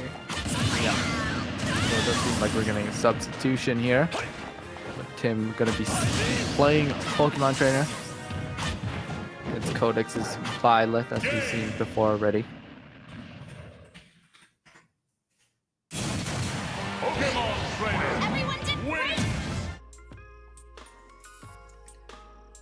2002 Honda Interceptor VFR 800 rebuilding. Yeah, I think it's a wonder, regardless of whether it's vehicles, like shoes, electronics. If you can like bring something back from the dead, lack for better words, you know, I think that's really cool. If you can refurbish things to bring them give them new life. So I think that's actually really cool to see. So yeah, all right. I think we're about ready to fully go into this one now. Wait, I lied. Give them a little bit more time, but once they get into it, it's pretty good. No, it definitely is an interesting point because as much as I love this game too, it's also nice to hear about other people's other interests outside of this game, as it brings the Smash community definitely brings like people from all walks of life, which is always amazing to hear. Yeah, absolutely. So guys, if you guys love Smash and you guys want to highlight what else you do, let us know. Okay, let's go through with this. It's going to be Tim here against Codex on Pokemon Stadium 2 instead of FD here. It's going to be Violet. This is, I don't know, on Wi-Fi this matchup could be potentially even. There's not much to say. It all comes down to the players right now. And when it comes down to these two players, they're quite even. They're going blow for blow right now. Tim just with a little bit of the edge right here. Switching to Ivysaur quite early instead of staying with Swirl. Wanting to use a little bit of Ivysaur range, that zoning. And now we're going to see the early switch. Charizard. Yep, again, they're a Charizard main, so we're going to see more Charizard than most when it comes to other Pokemon trainers. Ooh, my that's a cute goodness. little unfair drag down there. Yeah, I think they reduced the frames of its activation by like 2 frames, so like that's pretty good. I think it's like frame 10 or something, so that's really obnoxious. Tim is going for the I don't care Flare Blitz. Yeah. Straight out of neutral. Okay. You know what? You got to go for those I don't care Flare Blitzes. I think those are what gets you wins, man. I mean, we've seen Nervy go for those, and they work out really well. Okay, but looking really even right now. Both players going blow for blow. Well, I don't think up throw will do it. Yep, good DI. Ooh, good air dodge. No, both of them can kind of just take this stock in the next hit here, and that wing attack will do it. Ooh, Oh, that was back air really, really almost good. did it. Yeah, the back here, and then followed up with the arrow as well. I mean, it really encourages you to understand your fall timing, right? There, no catch on that air dodge fully, but Tim's can just continue to apply a ton of pressure here. Back throw, went for that, got the nair, but look at this. Violet's got an incredible recovery there with it, and the F tilt's not gonna kill, and not able to catch the side B either. Look at this, Codex. Oh, the flare Oh blitz. no, Codex thrown for a loop, but the flare blitz gonna deal tons of damage to that until it finally takes it. And opting to go with the Ivysaur. I think he just wants to kind of play a slower game. Oh, back to the early switch to Charizard. And Charizard's got the kill power. They're at 126. Why not? Oh, Oh, lovely. Oh, Now, okay, now okay. there's two options here. Do we see a result screen or are we just booted? Oh, we lost the whole arena. Oh goodness, this can happen sometimes. So we got to watch the stream back and look at the percents. I think is what we'll probably have to do, and see where it is and resume from that moment. But yeah, what did I tell you? Duct tape, Elmer's glue, and rubber bands.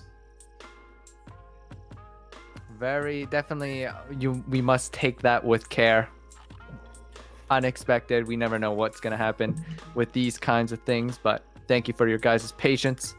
Do you imagine just in a big major, you know, Super Smash Con, and the monitor turns off? That actually did happen in a doubles match. I think. Ooh. Tweak actually landed but Tweak won because Tweak landed like a final young Link up B at the ceiling, and it was like it had the kill screen, and then the monitor shut off because someone tripped. That definitely is one of the worst timings then, because it's kind of like it would have killed. No, it wouldn't have killed. Oh, it would have. But then, yeah, it definitely becomes a very gray area. But yeah, but here, this was like really good because like also one thing I just want to mention, Tim had phenomenal momentum. The momentum was so much in Tim's favor, and then it's like they strip away that momentum. So now Tim's got to go like, oh man, because like one thing that's really good with Pokemon Trainer is when Charizard has advantage. And of course, Tim Moore being like a Charizard specialist amongst the other Pokemon, I rarely see the Squirtle. Very nice Ivysaur, but really good Charizard. Now that you lose it, it's like, oh no, right? So like, yeah, it definitely is a momentum killer. But we'll see if Tim, and this goes for Codex too, because we'll have to see this. Obviously, delay is delay, and we'll see how both players can recuperate from this and see if they can simply just go at it like it never happened. Yeah, no, for sure. That's something I'm definitely curious of. That was Stream's end. Yeah, I believe so too, because if you lost the entire arena, if a player goes, you're just gonna see a player go. But if you see the, because also what's crazy is like usually sometimes it can boot the streamer, but you see the two icons like clash against each other, like bam, bam, right? They go like that, right? They fight each other. This one we just lost the whole arena. Yeah, we lost everything. Not enough glue. I think that was the issue here. Yeah, no, we need more glue. We need more, the popsicle sticks and the glue, and the little structure. That's what this whole thing is. Nintendo really needs to fix whatever they're doing. I hope every fighting game in the future, man, it's getting rollback netcode. I feel jealous. You know, I wish we got something like that. That'd be nice. Yeah, I think we're doing we're making best with what we have, but yeah, obviously, thank you, big thank you to heavy hitters for also hosting these kinds of events, and the sponsors that have also helped along the way. It's a very, very big deal. But I think we're getting right back into the groove of things. I think both players are just going to reset to the stock that they were currently on. We'll see. And both, yep, we are just going to start fresh from the second stock. We're just going right back into it. Both players kind of... We don't see anything crazy happening. It's just going to be these one straight hits, hitting the other. Yeah. Too big.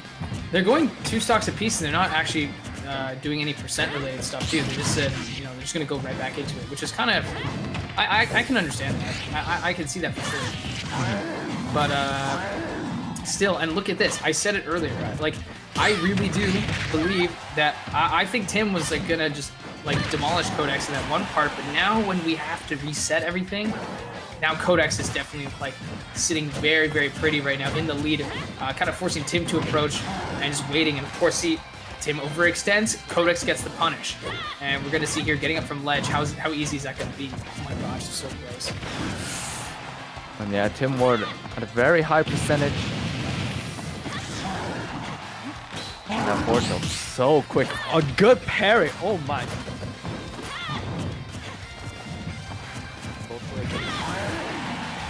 Very aggressive for someone who is on his last legs for this current stock right now. You kind of got to do it though. 169, right? Like you have nothing to lose here. If you have this much percentage Charizard, go for those flare blitzes. Go for those crazy things. Go for the fly out of ledge. Because you also have rage too, right? And there it is. There's the forward area. Trade. Yeah, you're gonna see the Ivysaur here to tack on a little bit of damage here, and just switches to Charizard just right away. So yeah, that's the one thing. Charizard's a big body. They're kind of, I wouldn't say slow because they move fast on the ground, but like they get comboed really easily.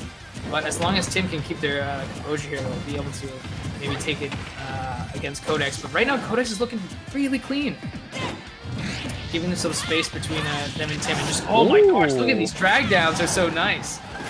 And already Tim Ward at 130%, 130. I think this, oh, that should be it. Oh, no, misses.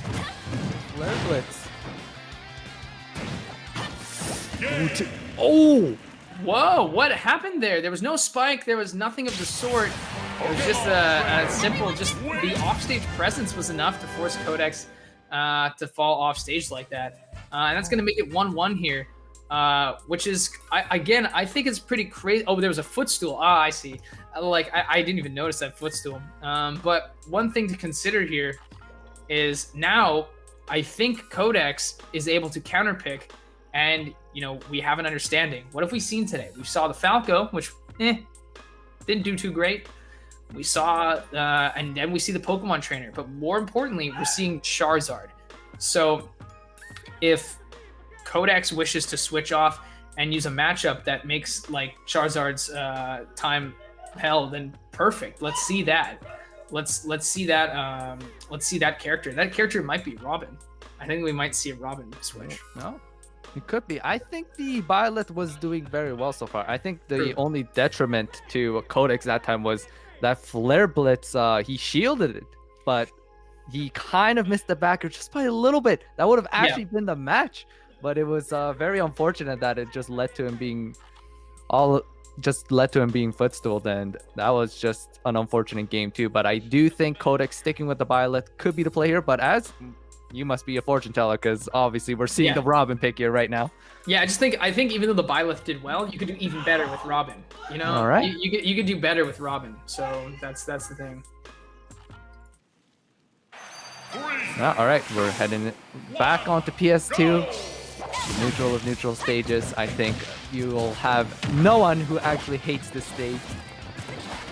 So, going right into game 3.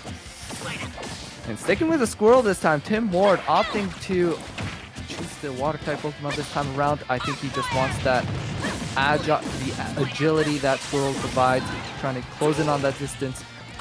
Switches the Ivysaur.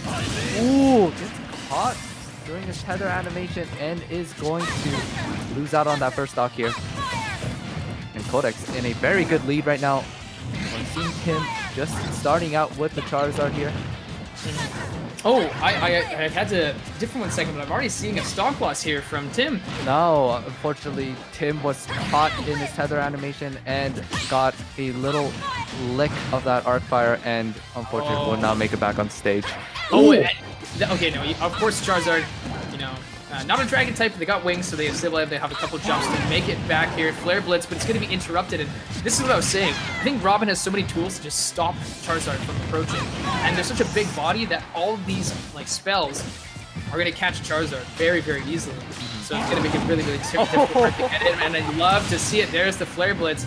Is it a little too late? Who knows? Already at 129 right here, Codex putting all this pressure here at the ledge. Spacing from Codex, he just knows exactly where to put that arc fire, so that it's just gonna catch. And that's gonna be it. That's brutal. I can feel it.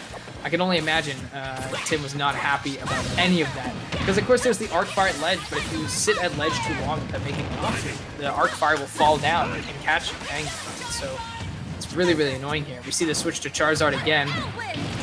And now Tim definitely has a lot of just Flare Blitz. I love it. We can see more of it. Definitely with Tim Ward's deficit in a whole stock right now, I think he just definitely needs to go for a very hard read here, or else he's just going to lose the battle in the long run. Already at 90% by ledge. This should do it, actually. Ooh! Back there, confirm. Might have actually done it. Tim Ward's last stock, but... Oh, I like the attempt of the down air. Not going to do it, though. The down air would have been great, but even then, if you lose the stock here, if Codex goes down a stock, Tim's at 128. That's huge. Ooh. But wow, the very deep forward air, but it's not going to happen. It was just to send a message, but looky here. I think Red Bull's going to have to send a message over to Codex to tell them that they have won themselves the 4-pack of Red Bull here and won their team a whole point here as well, on top of the victory they've already had today. They've won 5 points today for their crew. So good stuff to both of them. That was really, really good. Yeah, wow. Very, very good. And also, like, Tim put up a good showing, but it's just a little bit unfortunate with them losing their first stock so early. For sure. And I like to commend, that's all solo Charizard. Most of it, we had a little bit of Ivysaur here and there, but yeah, we got a little bit of word here that we're gonna have. I believe it might be another. No, I think we're just going right into the. We're going right into it. 4 Horsemen against Okanagan Smash League. This one I'm very excited about because obviously, just like the last crew battle we've just seen, this is a rematch. 4 Horsemen leading it up in the Group 2 stage with 14 points.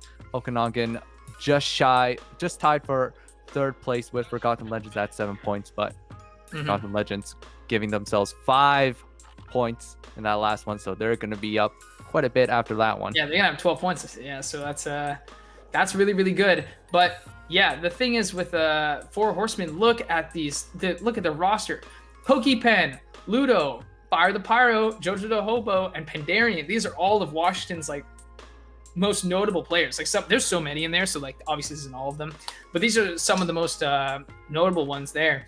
Yeah, like we might see some Pyramithra. We're definitely gonna see some Mario. We're gonna see some Mii Brawler. You're gonna see some Pokemon Trainer. This is gonna be a lot to. It's gonna be a lot to see. Gonna be so many good players. And then I believe Jojo the Hobo. We're gonna see some great tune. Like this is the Okanagans, by the way. I'm familiar with 2 of the players, like in general, like mostly, which is Mafu and SKR. They're really close to me. They come to the streams, but there's also Dust, Necrotic, and Prince Computer. And Prince Computer is a Terry player. I love watching Terry. I enjoy playing Terry. I don't enjoy fighting Terry, but seeing Terry is really cool. And Prince Computer also did a phenomenal job, I believe, in the 1v1 last time. They brought things really, really close. Like against Pandarian in the 1v1s. They were like close games. Yep. And then of course Prince Computer also took 5 stocks in the last crew battle, which my goodness, the only person who came even close to that was Mafu. So this is Prince Computer. You can find the Twitter at _Prince Computer there. They're a musician. They have an EP released on all major streaming platforms. So that's Spotify, I'm assuming SoundCloud, maybe Bandcamp, who knows. And then they have acrylic stiletto nails on their left hand. Wow. Very, very cool. So Prince Computer is the GOAT. And then we have Pokepen, who's going to go in there. In 2014, they started playing Melee competitively. And of course, this probably blossomed into playing all the other Smash games. And you can find their Twitch there at twitch.tv/Pokepen. And you can also find their Twitter at PommyPen. Pokepen's also really freaking good at this game. They're very, very, very good. They're a big threat. And also, I believe sometimes Pokepen has a bit of a character crisis, but every character they try is really good. I got the luxury of casting Pokepen versus Debuzz at Port 5, and that was a nail biter. That was actually crazy. So we're in for a wild treat here with all these players from these 2 crews. So yes, and Mafu the GOAT. Yeah, what's up, Mafu? I'm gonna be excited to see you play. It's gonna be pretty cool. But yeah, we're gonna be seeing these 2 crews face off momentarily as they make their way into the arena. It's going to be quite a show. And for the last match that these two crews had with each other, it was very close. It was only 4 Horsemen winning it by 2 stocks, which is actually pretty close compared to the other crew battles we have seen. So I wouldn't expect it to be the same here, in that it's really any crew's game. No, for sure. I think that's these two crews. If we take a look back at the previous match, like scorecard they had, they only 4 Horsemen won by 2 stocks. They won by 2 stocks, which is saying something, because that means that they were down to the wire in the final the final one there, and Pandarian was able to clutch it and take the 3 stocks away. So that's really, really good, because I think Pandarian only had 2 stocks left, but then Pandarian was able to 3-0 Gregish. So yeah, I think we're good to go here right now. We're gonna see Joker here from PokePen, I think, which, yeah, Pokemon's been playing a ton of characters, and Joker, definitely, I'm not surprised to see they're arguably the best character in the game, and or maybe second best if you consider, depending on your subjective opinion, if you think she's better, but they're really good. So, and also they're a great pick to fight Terry with. You can use Aha to keep a big distance away from them. There's just a lot you can do. So let's see how this plays out in Town City. 1, go! Right, and they're starting off with their heavy hitters who had extraordinary results from the last group battle. Prince Computer taking a whopping 5 stocks, and so right from the get-go, they're just sending him in. Want to take as many stocks as possible. Sending in their heavy hitters, you say, huh? Was that intentional, or did you... No pun intended, actually, but you know what? For the sake... I caught it. I appreciate it. You know what? I'll just say it. Maybe I did. Yeah. There it is. Now, honestly, I'm not surprised to see that. Of course, there's a big prize pool on the line here, right? And so there's different styles of play received here. We're seeing a very passive defensive play style here from PokePen here, as Prince Computer really only has one sort of mode, which is, rush them down with Terry, hit them a bunch, link a lot of your tilts and stuff. So this is going to force PokePen to kind of play passively, because look at the damage that's dealt already by Prince Computer, right? Yeah, so definitely. Lots of jump gun. You're going to be seeing a lot of that just as a means to sort of keep the distance until Arsene comes out into play, which is going to be what's going to be the most deciding factor between these matches, the Arsene usage. For sure, but just as we say that, we also have Terry, who has his own form of Arsene coming in the form of that Go mechanic. It's going to do a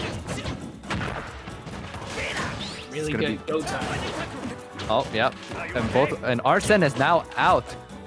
And now more limited with his kill options and when he's going to be killing Prince Computer. Prince Computer, however, his Go mechanic will never fade off as long as he's above that threshold of 100%.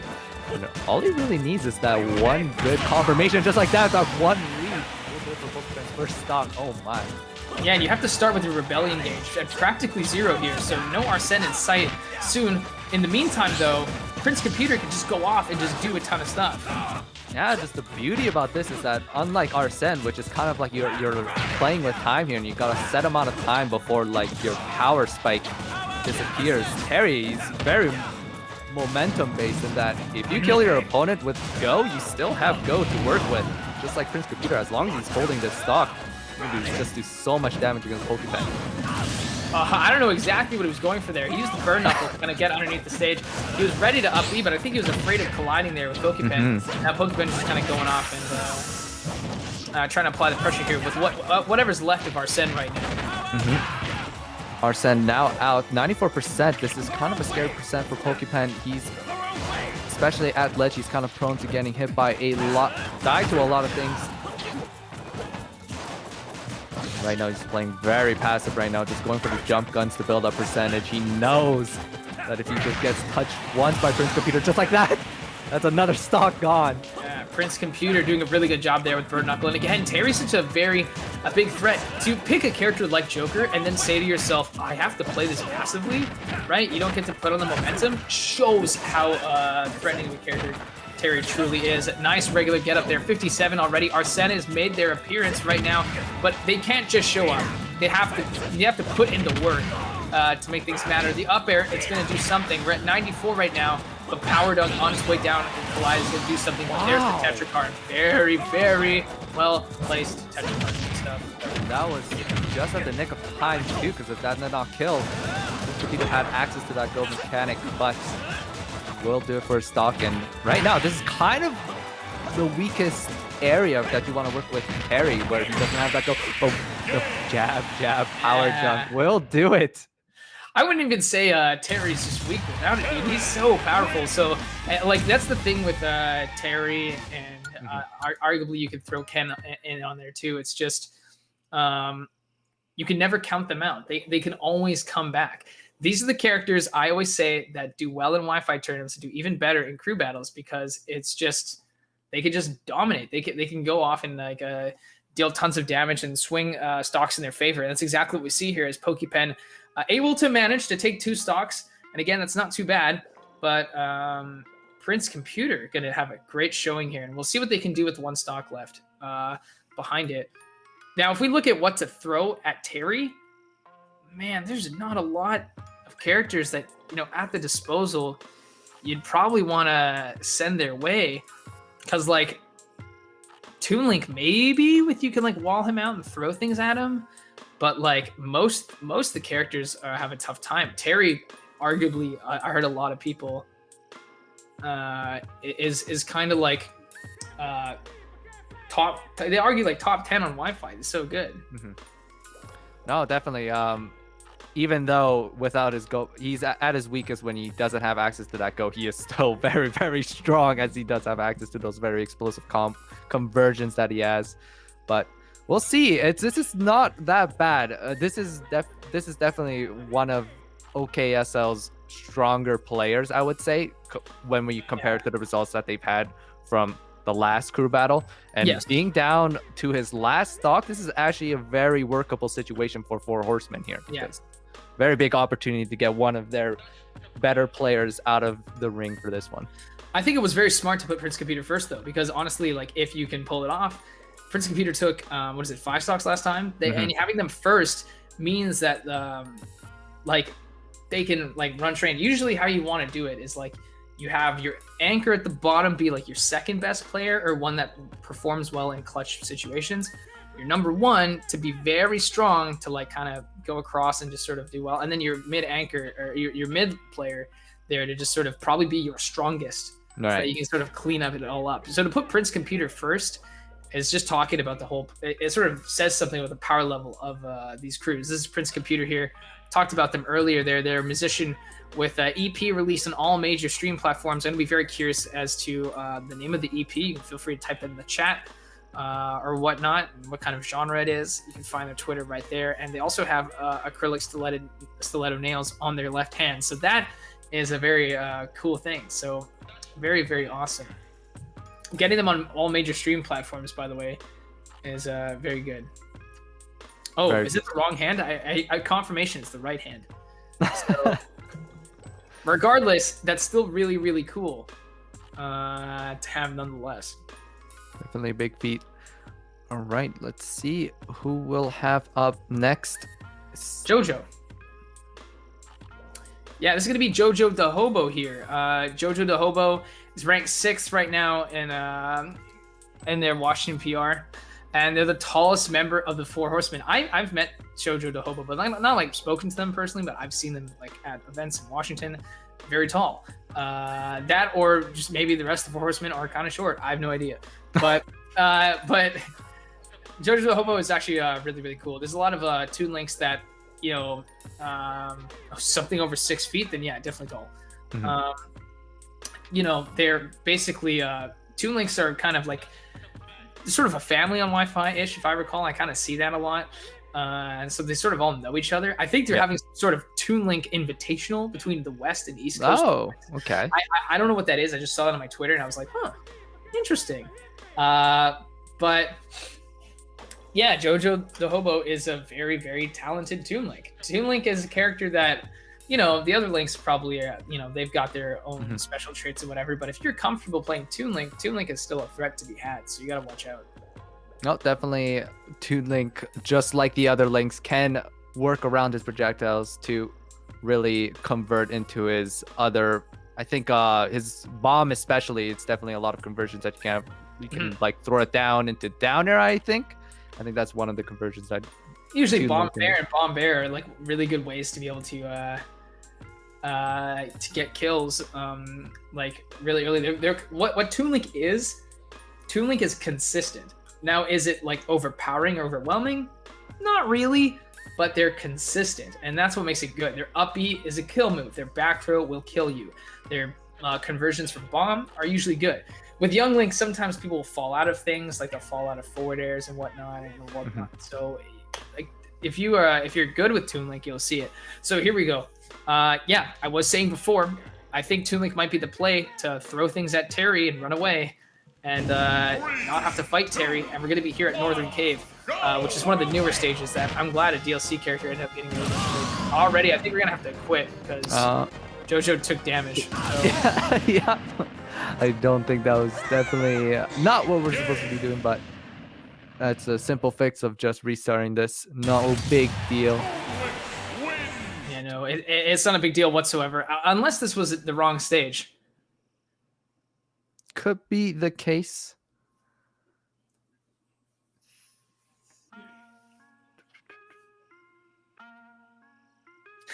No, definitely still very close. One stock down for four horsemen here. And Prince Computer on the verge of losing his last stock. One of OKSL's trump cards, I would assume. Okay, here we go. They swap sides. I don't know if this is going to change anything, but there it is. Prince Computer lose 1, and Prince Computer also going to lose 2. Go, and now here we are. They're going to taunt, and they go right to it. Yeah, so a lot more projectile play, because I know Toon Link's on the floatier end of things, so they're going to be more inclined to want to like camp. I like, you see the high vantage point here on Northern Cave. This is really, really good, because of course you get these nice, juicy bomb angles, and it makes it really hard for Prince Computer to get up there, because you're going to want to slip underneath, maybe go for an up air in the air, and if you don't happen to hit that, then JoJo the Hobo can go back to doing what they best, which is camp. Because again, you're just taking one stop. That's all you need to do. No, JoJo's definitely playing this as he should, very optimally. He's using his projectiles to his advantage. He knows that Terry really doesn't have anything to combat these projectiles. His power wave really sticks to the floor and doesn't really have any particular angles to them. So it really forces Prince Computer to really take these risky initiatives that may not be favorable for him. Oh, sure. There's a power dunk. We love to see it. Tried to take that off stage, but there's a downer from JoJo. Forward air trade here. And there. It's just he keeps retaliating with downer all the time. Prince Computer not expecting it. It does stop Toon Link's momentum just entirely. So it's a very good mix-up, actually, just when you're trying to get back onto the ground. It looks like, and just a strong vantage point for Kalos. Very annoying. JoJo just stuffs out the power dunk with an up air. Very well done by JoJo. Yeah, that was kind of exactly what I was expecting there from such a solid counter pick. And maybe it wasn't the most gracious play. It wasn't like super cool, but it's exactly what was needed to be done by JoJo to be able to be sure to clutch it out and get the dub. So that was really, really good there. It's going to actually even the stocks 12-12. So we're going to continue to see more crazy stuff.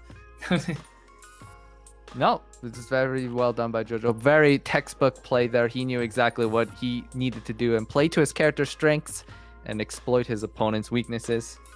I wonder who they're going to want to throw in against Toon Link here. Because, again, we have Mafu and SKR, which are the homies. But then there's also Necrotic and, I believe, Dust. Dust was one I saw. Necrotic is I see them in chat currently, but I don't actually know who they play, so I don't know if they want to reveal that or whatnot, but yeah, right. Dust is a Game & Watch for those of you who don't know. That's something to keep in mind. At least that's who they went last time. So yeah, right now I think the teams are gonna OKSL is going to probably want to determine who they're going to want to throw in next if they haven't already decided, and that's going to determine it here. This is the OKSL's roster right here. We already saw Prince Computer They went down just now. They took 3 stocks, and that's about it. And the rest of them is these 4 players: SKR, Mafood, Necrotic, and Dust. So we'll see who comes in.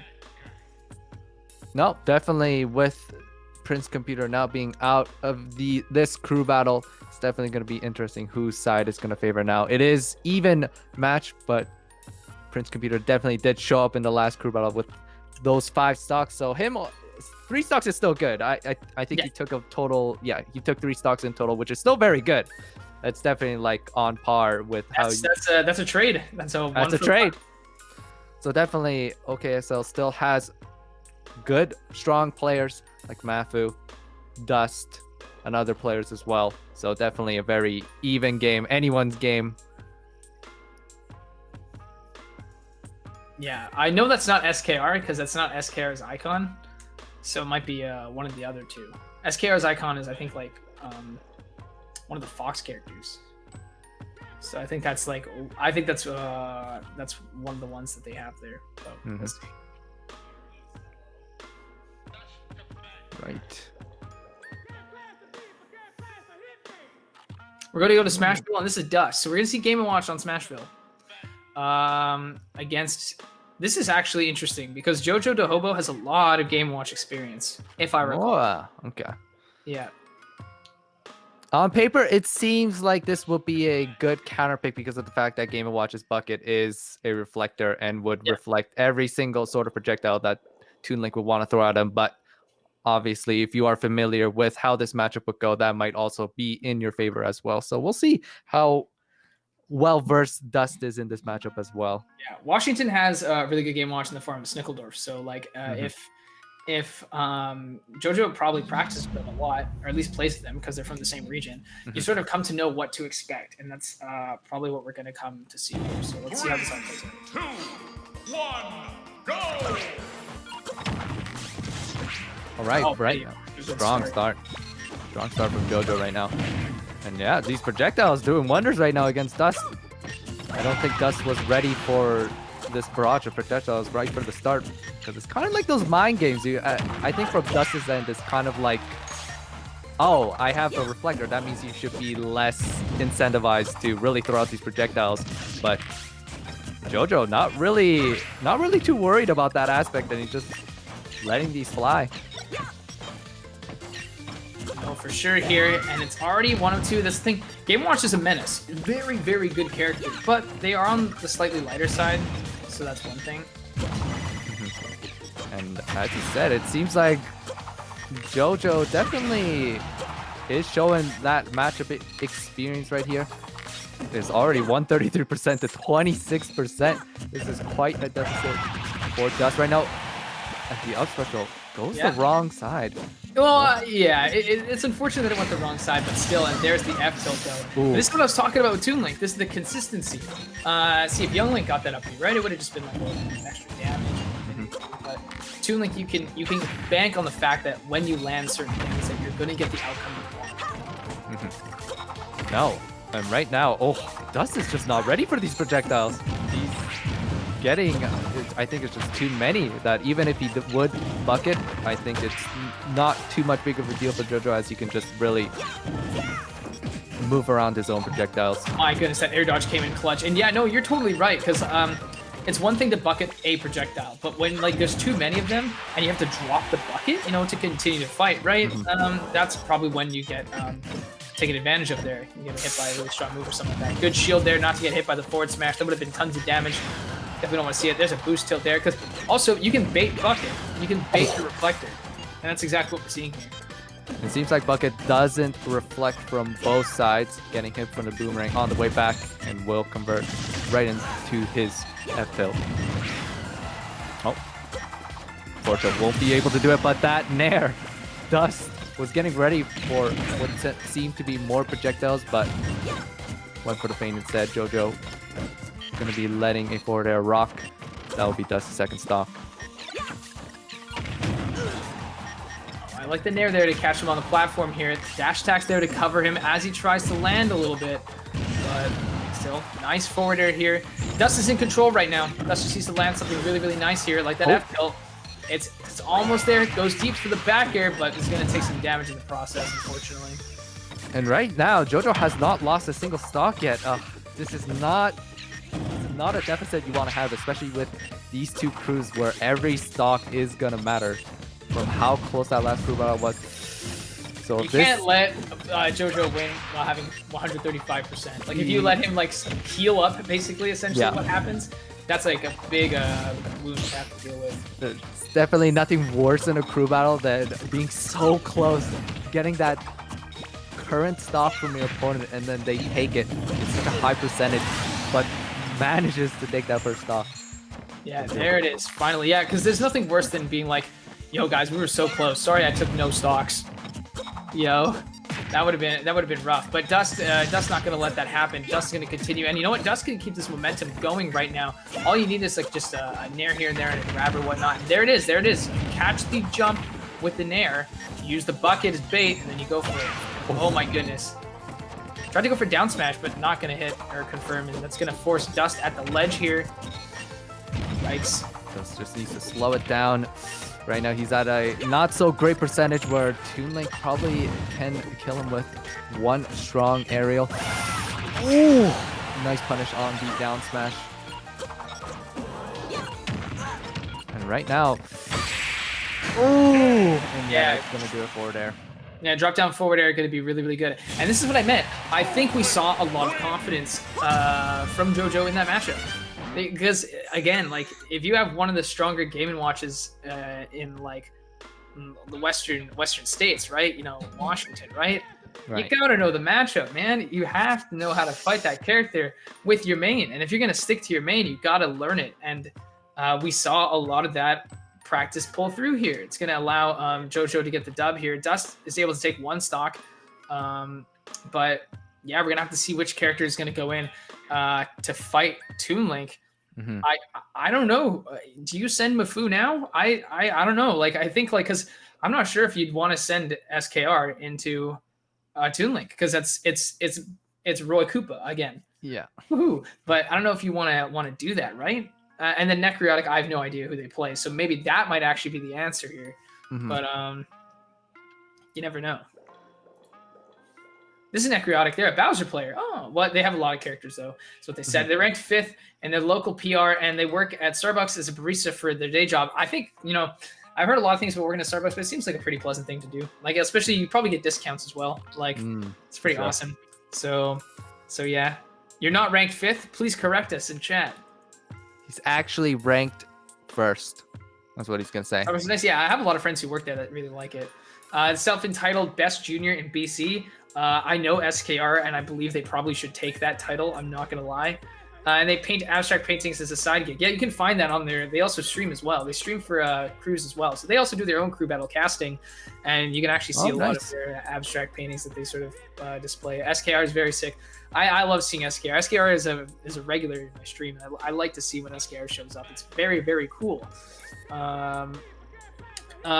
So yeah, we're going to see how all that plays out. They're a very, very fast-paced, like Koopa Link player, you know. So you're gonna say this. Yeah, SKR Best Junior in BC. There's like, what's the competition?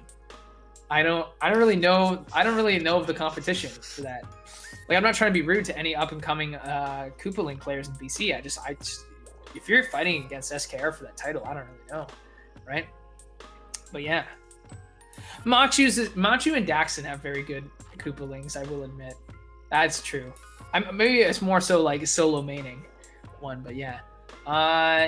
And yeah, I think we have a little bit of time, by the way, too. Don't forget, guys, right on the side here, Original Joe's. Feel free to join them at their happy hour, by the way. It's pretty awesome. Pointing at it right there.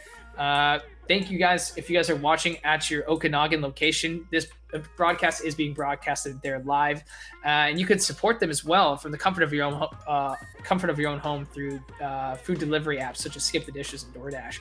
So they have a ton of Monday specials, and you can find their menu on their website as well. They got different margaritas and, of course, the Long Beach fish tacos, which, if we can get that slide up, potentially you'll be able to see it be prepared. It's awesome. Sure. Big thanks to them for sponsoring this event. But we're just waiting on SKR. It seems will be the next player that's coming up here. I think we're just getting our bands ready. And probably will be expecting the Bowser Jr., of course, as SKR has. SKR has only that and maybe a Fox. I mean, That's why wouldn't you play your best? When you self-proclaim yourself as the best in a province, I wouldn't see you going any other characters. Yeah, it's something. I fought it on my stream. It's good. It's a Fox. It's a Fox. Hey, maybe Bowser Jr. is insane. Bowser Jr. I remember like my roommate King used to do these things called Takedown Tuesdays, where he would take top players. I remember SKR would actually usually be able to eliminate them. So we're in for a treat here. But nonetheless, this is also JoJo.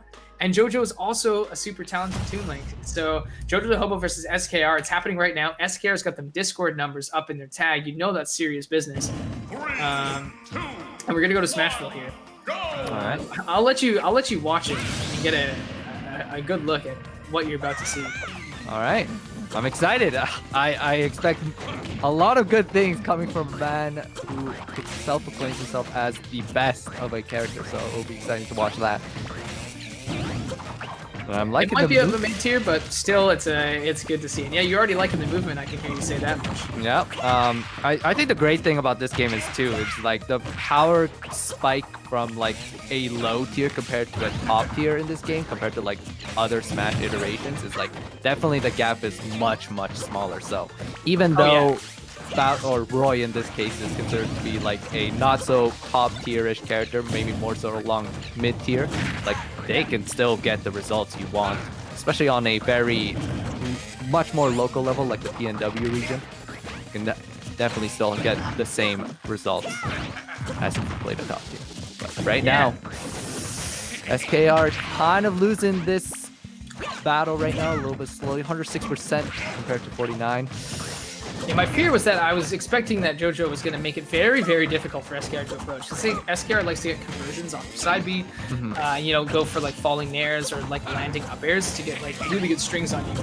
But if you wall them out with projectiles or big active hitboxes like Cloud or Violet back airs and stuff like that, it can become really, really tough to deal with. So. No, definitely SKR is playing a much more aggressive playstyle with Roy compared to Zenami that we've seen from the last crew battle, who used a bit more of setup play with his Mecha Koopa and just playing around with his projectiles. SKR showing us the other side of that coin, playing a much more aggressive game, but right now it's not working out too well, I would say. JoJo kind of winning this projectile war right now, keeping SKR out, not really giving him the conversions that he wants from neutral. Yeah, I think Smashville is a blessing in disguise in Smash, because it's small enough that SKR can find their way in, but it's also very claustrophobic in the sense that so many projectiles will be thrown your way, and there's going to be very few means to evade them. So it just makes it really, really tough here. Already SKR here lost the stock, and SKR really needs to make something happen here to eliminate one of JoJo the Hobo stocks right now. Something needs to be done, right? Yeah, this is not... is not really the deficit that OKSL really needs right now. And is that going to be the second stock so early? Oh no. JoJo the Hobo is on something. Did they drink Red Bull before they played this out? This is insane. They're going off, dude. I think it's just a matter of who drinks more Red Bull before these events. But finally the up smash and retaliation is going to take JoJo's first stock of at least this match. But right now, it's not looking too good for OKSL. Quite a big deficit, even if they do come out on top with this crew battle match. At least they've got a lot of work to do in terms of the stock deficit. They're going to be down 2 stocks if they win and down 4 if they lose. They're currently already down a member, which is it's not the best look. They're already I think the 4 Horsemen are sitting pretty happy right now, and JoJo continues to hold their dominance right now with 98%. We're very close to that triple-digit percents. And yes, the Koopaling's card makes them very heavy. Anything can happen here. There's the grab, right? You're gonna back throw here? No, forward throw. You don't want to stale your back throw. You want to keep that as an actual viable kill option here. There's the bomb into the forward air. That's it. That's all it takes. Oh. Consistency. I'm telling you, that's what Toon Link has. You get what you paid for, right? See, with Young Link, maybe he threw a bomb there. You might not would have got what he wanted because maybe Right. the forwarder might not have connected or something or whatnot. But I'm just saying, man, like they're gonna get it at this rate. You know, Jojo de Hobo up here on screen on stage here for heavy hitters. Fire to Pyro here in chat may have to just stay in chat. We might not even say them play. You know, it's the whole crew battle saying of "Let me play."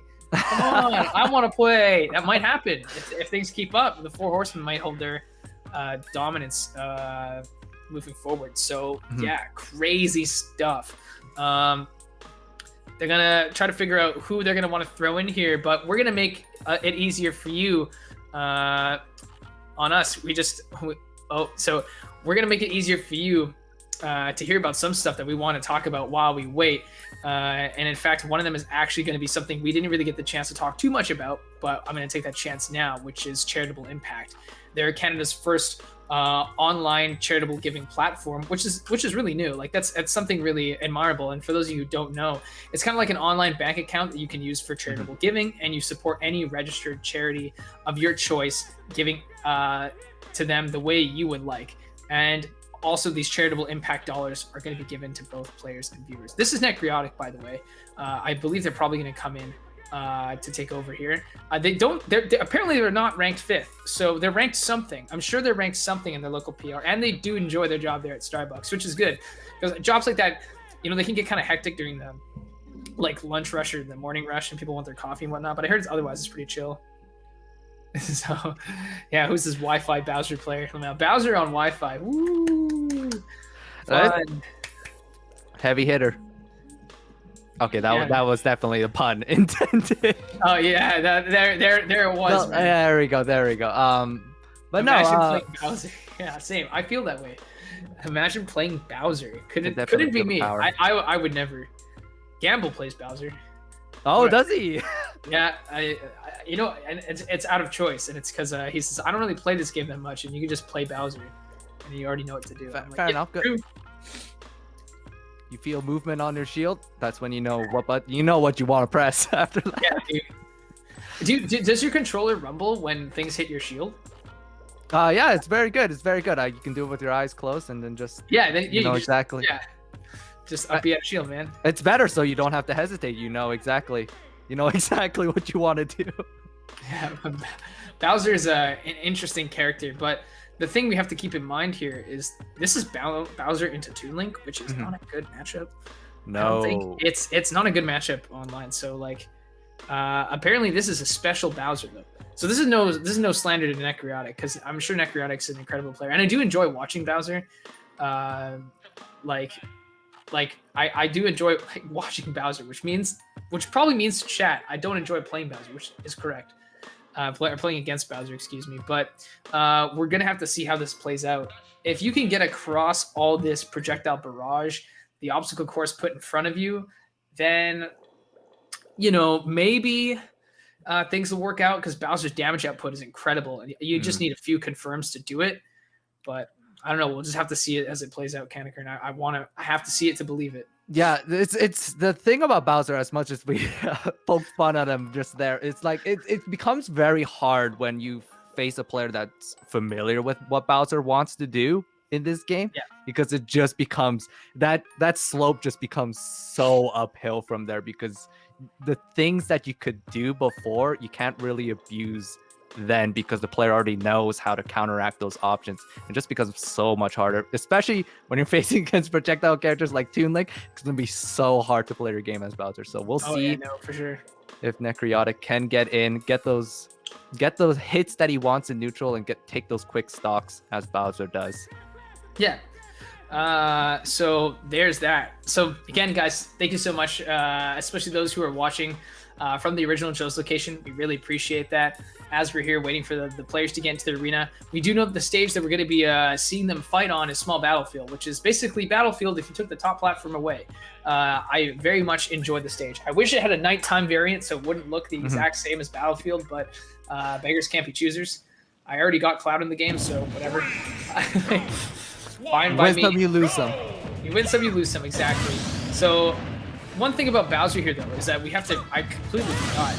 Necrotic just needs to take a stock. And Bowser's heavy. So you probably taking the first stock isn't out of the question here, but already, there we go. 43%. Excuse me. The woes of being a heavy. You're just combo food for days for characters. Totally, absolutely. But oh my, the bomb. Well, the bomb, it saved JoJo. Because I think the up smash would have armored through. But no, the bomb came in clutch right there. And there it is. Tried to get the forward air. They're not going to happen, but still delayed. Fades back, knowing that Necrotic's going to hold forward on the comeback. There's the down beat, but it was a sour spot. I don't know exactly what happened there. Able to avoid the Whirling Fortress, and they're already at 121. Yeah, I don't know, Kanekern. Just touching upon before, it's just Bowser's kind of like, yeah, he does hit hard. Like every single hit he does get is pretty significant. But as we can see from here, JoJo just doing a really good job of just barring Necrotic out. And already at 164%, and no matter what your weight class is, this is danger zone percent for your first stock here. Yeah, 188 as well. I believe a back throw will just actually eliminate Bowser for a new ledge. Like it's all it takes. We're seeing trying to get these falling up airs here. I think now Necrotic can play a little bit, in some ways, more aggressive, because like now JoJo's gonna play a little bit scared, because they're gonna be like, okay, I'm at 50, I should be safe, but I don't want to die here. So here's the back throw. Is it gonna take it? Yes, and that's gonna be more than enough. Yeah, when you're at 200, even Bowser can't survive anything like that. And now Necrotic can't let anything get anything worse. It's 23% already. The bomb already led to so much. The grab, it's going to get whiffed because JoJo was in the air. There's the Whirling Fortress, though. The up B out of shield. It's going to be nice. No, definitely not. It's just so hard for Necrotic to get it. Definitely JoJo is very well versed in this matchup. He knows how to keep these heavies out. It's just the hardest part about it. Definitely, I think the game plan, at least for Necrotic, was to just take this quick stock, make sure it wasn't dragging out for this long. But JoJo just... Oh, wow. You like the conversion? The Z drop bomb down tilt forward air. Very nice. 131. No! Consistency, man. Toon Link. You get what you pay for. You get what you pay for, precisely. You couldn't have said it any better, man. Just, ugh. Oh, man. And JoJo, he's been working with the stock this entire time. He's at the magic percent too. Maybe that has a little bit of factor into finally getting the first side special coming from Necrotic Bowser. Oh, good F tilt to catch that recovery. Finally putting JoJo's slaughter to a halt. But is it finally? Is it is it a little too late for comebacks now? I think that definitely was not, I would say that's definitely not a good scenario, even if they... I just, even though JoJo finally got eliminated, there's so many other players that are very scary. We have yet to see Pandarian, who's probably being saved for last, who might just play in the 1v1, honestly. Like, who knows if things keep going their way. Ludo and their phenomenal Mario, we have yet to see them. Just Fire the Pyro, who maybe we'll see go in here, which I think Fire the Pyro is going to go in now. They are the video editor. You can follow them on Twitter to see their work, and they're the finalists for the Nintendo Online Open in October 2020. I don't know if I'll just say it right now. They're a good video editor, but they also edit videos for none other than Panda's ESAM. Kind of cool. I don't know how if that's a full-time job, part-time, or if they do one-off videos or whatnot, but they've done it, so that's kind of cool. Wow. I think it's just a nifty thing. So to be asked by whatever your opinions are on ESAM, to be asked to edit videos for them is pretty cool. Yeah, JoJo very good at the game. You're very correct.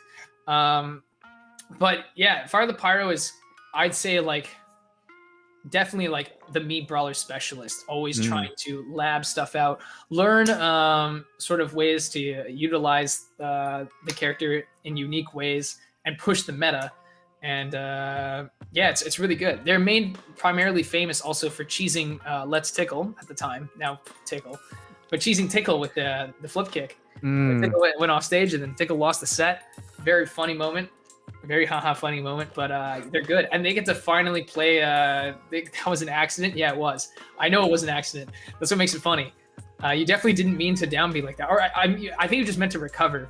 But they can now play as Bomberman, which is pretty cool. We don't get Bomberman as a real character, but it looks good enough as a Mii costume. Some Mii costumes were treated with respect, like Bomberman, and some weren't, like Gino. But you win some, you lose some. That's what you're gonna get. So I'm gonna be very excited to see how Fire to Pyro plays things out. All right. Yeah, I think the most interesting thing about especially these Mii players in general, just seeing the different variations. Of course, there's like the general generally agreed upon like what the best moveset is, but some people do get creative with these, and it's very unexpected, and sometimes they yield really good results. Mm-hmm. So sometimes it's very matchup dependent. Like I know like a lot of like I think this sounds, maybe correct me if I'm wrong. Fire Department might correct me if I'm wrong. I think all of like Brawlers up Bs have niche use. Like they're all good. Like the multi-punch one's really good for killing. The multi-kicking one is also quite solid, and then the climb hazard one is just kind of cheesy and also pretty good. Usually with neutral B, it's going to be a choice between the shot put and the mock punch, like not the Falcon Punch one, but the one that hits rapid punches. Depends on what you want. You're usually always going to do flip kick unless you want the cheeky counter, and then side B, you're usually always going to do suplex.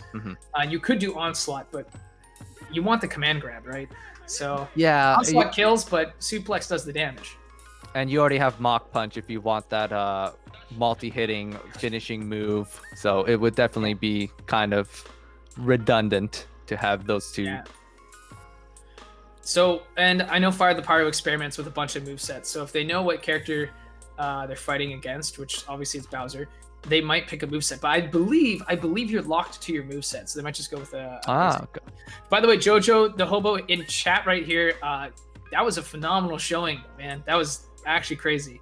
It was. Very, very good Toon Link. Holding down the fort.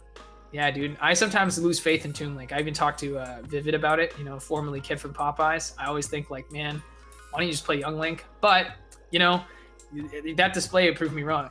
And by the way, chat, Heavy Hitters here is offering Red Bull. So if you guys want some Red Bull, make some noise in chat. Caden was the very last to win. You could be the next one. So I think we're getting right into it. Yep, we're just starting it up right here. Necrotic Pyro. Let's see how this one goes. Let's see if Necrotic can be the light at the end of the tunnel here. Okay, so it's Bomberman. I like how you choose the colors as well. There's a lot of love put into that costume. Also, the neutral B, the shot put, looks like he's chucking the ball, so it fits. Necrotic down to the last stock right here, by the way. It's 9-4, so I mean, it's basically 3v1 once Necrotic loses their stock. So Necrotic's got to like ease this up and make things really, really good.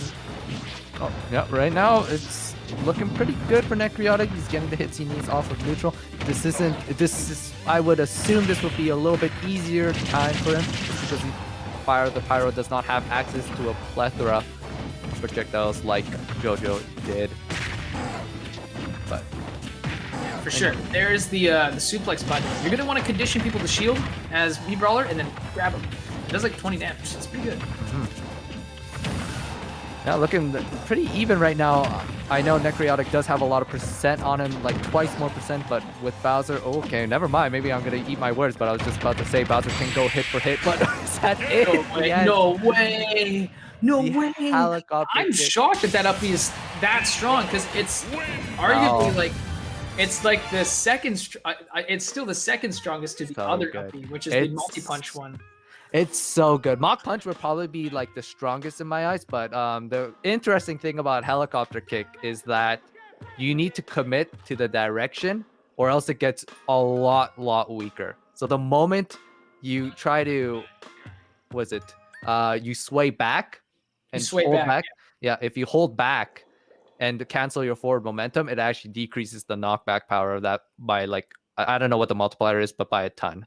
But no, I'm not surprised that killed at all, because in Alberta, we do have a notable Mii Brawler / Nurse. You probably are very familiar with him. It's a very well-known name, but Nurse, he is a Mii Brawler main, and he loves his helicopter kicks. And the amount of times I died at ledge at 60%, I just nod my head. I'm like, yep, that's a thing. Yeah, no, it's Mafu versus the world, by the way, which I was wondering. I don't know if I did this on my stream already or not, but I'd have loved, like, I think I did this. I did a thing where it's like the bounty stream, and I had Mafu play like a bunch of people. It's 2014 is when they start playing Smash competitively, so Mega Man, obviously. And then, you know, they love playing Smash. I don't actually know. This is the funny thing. I don't know if they're a Mega Man fan. I think they just like think Mega Man's cool, and they played a little bit of Mega Man. There's some Mega Man players who like that, but honestly, Mega Man was translated so phenomenally from the source material into this game. Oh, and it's for so sure. unique. Yeah, it's very good. Yeah, where's the best Mega Man in Canada? Yeah, Mafu's gonna gun for that one. Yeah, I'm a fan. Okay, maybe it's Zador then. I think it's Zador who's a Mega Man that's like, Mega Man's cool, but I don't actually play Mega Man. One of them is a fake fan. But regardless, Mafu is insane. Like Mega Mans that just use Dare and like Rush like in unique ways. I'm like, what? And the ability to just play neutral so tight, it's really, really good. However, will the comeback happen? I mean, if it was against other crews, sure. But this is like Ludo, Fire the Pyro, Pandarian. Like, That's a stacked my, team. that's a stacked team. Honestly, Four Horsemen's sitting so pretty right now. Pandarian's probably in like a 3-stack or 4-stack in Valorant right now. He's probably big chilling. He's probably doing his own thing, you know, like, because that's how comfortable they're sitting right now with the score. This is the team of the Four Horsemen: Pokepen, Ludo, Fire to Pyro, Jojo to Hobo, and Pandarian. Yeah, Four Horsemen, I guess, plus Fire to Pyro, because I know they did the stream. They do offline gaming, I think, as well on Twitch, so you can check them out on Pandarian's Twitch. But it's going to be Mafu here up against Fire to Pyro. How familiar is Mafu going to be against Brawler? We'll find out now. All right. Okay, double suplex to start it off. 42% is such a strong command grab. Looks like, I think this is definitely looking like the last crew battle with just the same deficit that we saw, in that it was kind of like the 3 versus 1 scenario that we've seen before. Yep. It's gonna be a lot of work from Mafu, and really, as it is, like Fire the Pyro, even if he takes 1 stock, that in itself is already the least that he should be expected to do. Oh, really. that was so cool. Oh, that was so cool. wow. That was so cool. If we saw like an up air from that, regardless win or lose, that would have been a nice clip. And that's the first stock right there. They did take 66%, which normally in a tournament I'd be like, damn, dude, that's pretty good. But I mean, honestly, the 66 is actually pretty detrimental if you have to take out like 8 stocks. So every stock counts here. Oh, nice. Falling there into forward smash there. Fire to Pyro going to try to get the up B here, and there's their up B. They're not going to sway back like what you were saying earlier, Kanakrim. They're going to be able to use it to their advantage to take Mafu off the side blast zone. 2 stocks left here for OKSL. Man, what does Mafu do here? I don't know. They're playing exceptionally well already. Fire the Pyro already did a job. Like, he only really needs to take 1.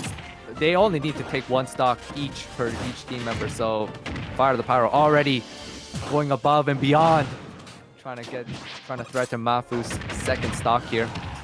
60% on the board. This is already kill percent. If he gets caught by helicopter kick here, it's over. It's over. Oh no! Oh, that was good. Scaling. Oh my! Oh, do you see that? The slow walk. I'm telling you, man. When people walk in Smash Brothers, I feel a certain way, dude. It's so scary. I don't think people do. Oh, an up smash out of shield. That will do it for Mafu's 2nd stock, and already Fire the Pyro going above expectations. Will he go for the win in itself? Do Four Horsemen even need 2 of their players? That's what I'm saying. I was making that joke. I was saying, let me play. But, you know, they're probably off doing their own thing now. Oh, there it is. Yeah, good ledge jump. More people need to do that. Not enough players do it. Honestly, ledge jumping is the freest way to take stocks against people who are not aware, as in me. Oh, that was really nice. See, that's what Mafu needs to do. They need to do more of these clutch things. They're so good. I'm telling you, man, when Mega Man's use Dare in inventive ways, it's actually so cool. I really do believe that, sure, you can have your opinions on fighting Mega Man, but honestly, he's such a fascinating zoner. He's a zoner done right. It just happens to be too many good zoners. But This is... Oh, good There it is. punish. Good punish. Mega upper. It's going to be... This is crazy. You have to beat 2 people. You have to double 3-stock people. Man, like... Yeah, I don't know about that one, dude. That's going to be really rough. But shoutouts to Mafu for closing the deficit just a little bit more. Yeah, that last stock definitely was a treat to watch with all those down airs by the dozens. But yeah, this is still looking pretty grim for Mafu here. He has 1 stock left. Yeah. To a nice abundant 6. So it's gonna be a lot of work for him, but who knows? Miracles can happen. Yeah. I believe in miracles. Mafu, if anyone's gonna do it from OKSL, it's Mafu, man. I a lot of faith in that player, but dude, are we gonna see Ludo or are we gonna see Pandarian? I think Ludo will be fine. Just throwing in Mario. Yeah, Ludo's ranked 3rd in the Washington PR, which is crazy, and they're the oldest member, and I'm assuming that just means they're little age of the 4 Horsemen. Which, by the way, you can check out Ludo on Twitter there at LudoRT_, and also I know Pandarian streams 4 Horsemen streams, which is really unique. It's basically there's Pandarian right there. They're ranked 33rd in the PGRU, which is basically The world. And they're ranked number 1 in Washington. I believe they also play Sage in Valorant. Six Sage play. I watched it a little bit. Very good. They're just super talented. I don't know how it's possible, but they're both really good. So picking either one of them, I mean, we can't go wrong. But yeah, speaking of Pandarian and Ludo, Pandarian I think streams the 4 Horsemen where they have their own overlay, and then they basically run offline sets of them rotating. So you get to see a lot of like offline gameplay. Like it's really, really cool because, again, I think a lot of people don't recognize this, but there is a distinct difference when you get to see offline play as opposed to online play. Both are very hype, I will admit, but the 4 Horsemen offered that choice to you. So go free to check them out on Twitch and see how that goes. I just want to touch upon some quick things, by the way, before we get into the next match. By the way, though, do you want to hit us off right here, Kanekar, and talk a little bit about Red Bull? Oh, for sure. So obviously, Red Bull is pretty much in a lot of community initiatives, just much like this crew battle, and they provide a nice, lovely 4-pack to every single 1v1 winner every week. Not just this one, every week. So that's crazy. That's a lot of Red Bull. Yeah, that's a lot of Red Bull. And obviously, the winners of this Chicken Dinner Cup Crew Battle League also will be receiving a Red Bull prize to each member of the winning crew. And obviously, they support grassroots community events like the locals and local streams through heavy hitters and much more. So, big thank you to them. And speaking of Red Bull, you know what's better? You know what's just as good as potentially winning this crew battle and taking a big amount of stocks? What is it? It's winning the Red Bull giveaway. Congratulations to Jojo. Surely this is his day. He's just winning in general in life. Jojo, you are the winner of the Red Bull here from the Twitch chat giveaway here. So good stuff, man. Very, very awesome. Life is unfair. Doing well in a crew battle, winning the crew battle, and then winning Red Bull. Surely, yeah. I'd love to. I haven't won it just yet. We'll see. Mafu has got to put in some work, but still, very, very, nonetheless, very awesome. We're gonna see Ludo come into small battlefield, by the way, and that's gonna be pretty cool here. Small battlefield. I know for a fact that you don't want to give Mario, Yoshi's, or battlefield. So going here makes a lot of sense. And if this was so random on Elite, and you had a 3-stock challenge on your stream, easy peasy. This is Ludo. I don't know, man. We'll have to see. Mafu off to a good start, double up air. And okay, looking good. Already 72%. Good. Oh my goodness, you're right. Kanekar, oh my goodness. Down air. Gonna miss his mark, but still very good start. Ooh, we kind of moving out here, Mafu. Still some fight left in him. This is the last leg for Okanagan. Look, they have nothing left to lose, right? They're so far behind that there's nothing left to lose. You can go out on a limb and play wild. That's what we're seeing here. But my gosh, Ludo with the damage. Ooh. Look at I had to eat that, man. Oh, that's unfortunate. I don't know what made him go so low and put him down at that disadvantageous position. But you know what? The Four Horsemen will take it. Kadarian gets to keep doing whatever he's up to. He's vibing. They didn't even need him because they're going to win with 6 whole stocks. Congrats to the Four Horsemen for taking this crew battle.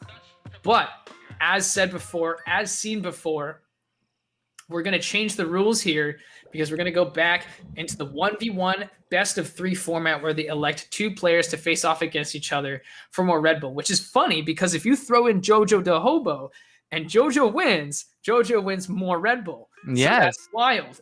That's a choice. Maybe not the one you want to do if you want the other players to play, but that's something that's an opportunity. You can choose to do that. But yeah, so it's going to be, and the winner of the 1v1 will get Red Bull and also get an additional point. So OKSL has earned themselves 1 point for the loss. And then, of course, the Four Horsemen won 4 additional points. And they already were the points leader. So, like, you know, they're winning more than they already were winning. So good for them. So now we're going to have to find out exactly who they want to throw into here this 1v1. I do want to take this opportunity, by the way, to once again express our thanks for watching us here over on twitch.tv as well as at the Okanagan live location there, Original Joe's. I think it's really awesome that you guys are watching us and letting us broadcast this event to you guys. And for those of you at home who are interested at all about Original Joe's, feel free to look at their menu on like originaljoes.ca, find any locations nearby, and of course you can go, if you don't want to leave at the house, you can check them out on Skip the Dishes or DoorDash. Those food delivery apps are there for you, so be sure to check those out. So yeah, also we've talked a lot about all these like other companies and all the players, but I want to know more about you, Kanakern, because we asked a little bit. I want to know more about you, so maybe Chad can help us out here. Sure. Oh, okay. So I'm based off of Alberta. As you can see, there are 2 facts about me. I just recently started getting into streaming, actually organizing my own tournaments. So if you are interested in that, check that out. But I think the most important fact about me, obviously, is that I am the very first winner of a free-for-all tournament at my local Nintendo kiosk. I won a very sick medal. I'm not sure if I have enough time to actually show that off, but apparently the person at the kiosk told me there was only 300 made in the world, so I'm pretty sure I could sell that for a pretty penny if I wanted to, but there is so much sentimental value to that. But obviously, I am also involved with one of the crews that are currently attending this crew battle, Beachheads 2.0. They are in Group 3, if I am correct. But no, definitely filled with a lot of talented players like Marv, Smear, a lot of not PGR, I was about to say PGR, but PR players based in Alberta. So all very great players. So look out for them. Yeah, wow. I learned something about you, dude. You got the sick medal from the Nintendo kiosk. That's actually really, really cool. I love when there's like Smash merch. But no, obviously, we all know who you are. You've been on here before, but refresh the minds of our viewers here. Yeah, no, my name is Pride. It's my actual name. You can find me at Pride Brennan here on Twitter. Rising star for casting and streaming. My stream's been going pretty well. We're going to have a schedule down ready for you guys on the 24th. It's going to be really, really cool. You're definitely going to want to see that. YouTube is going to be ready with weekly uploads. And of course, if you like the crew battle casting, I do this on my stream as well. And I play Smash as well. So if you want to, defeat my cloud, give it a shot. Come by the stream. And also behind me, you don't see it on the flat, the way they cut out the camera, but I do love me some pinball. I used to work at an old place that fixed arcade machines and stuff like that. And they were like, hey, do you want to be paid? And I was like, kinda, but I want to take that home with me. So I ended up taking a pinball machine home with me.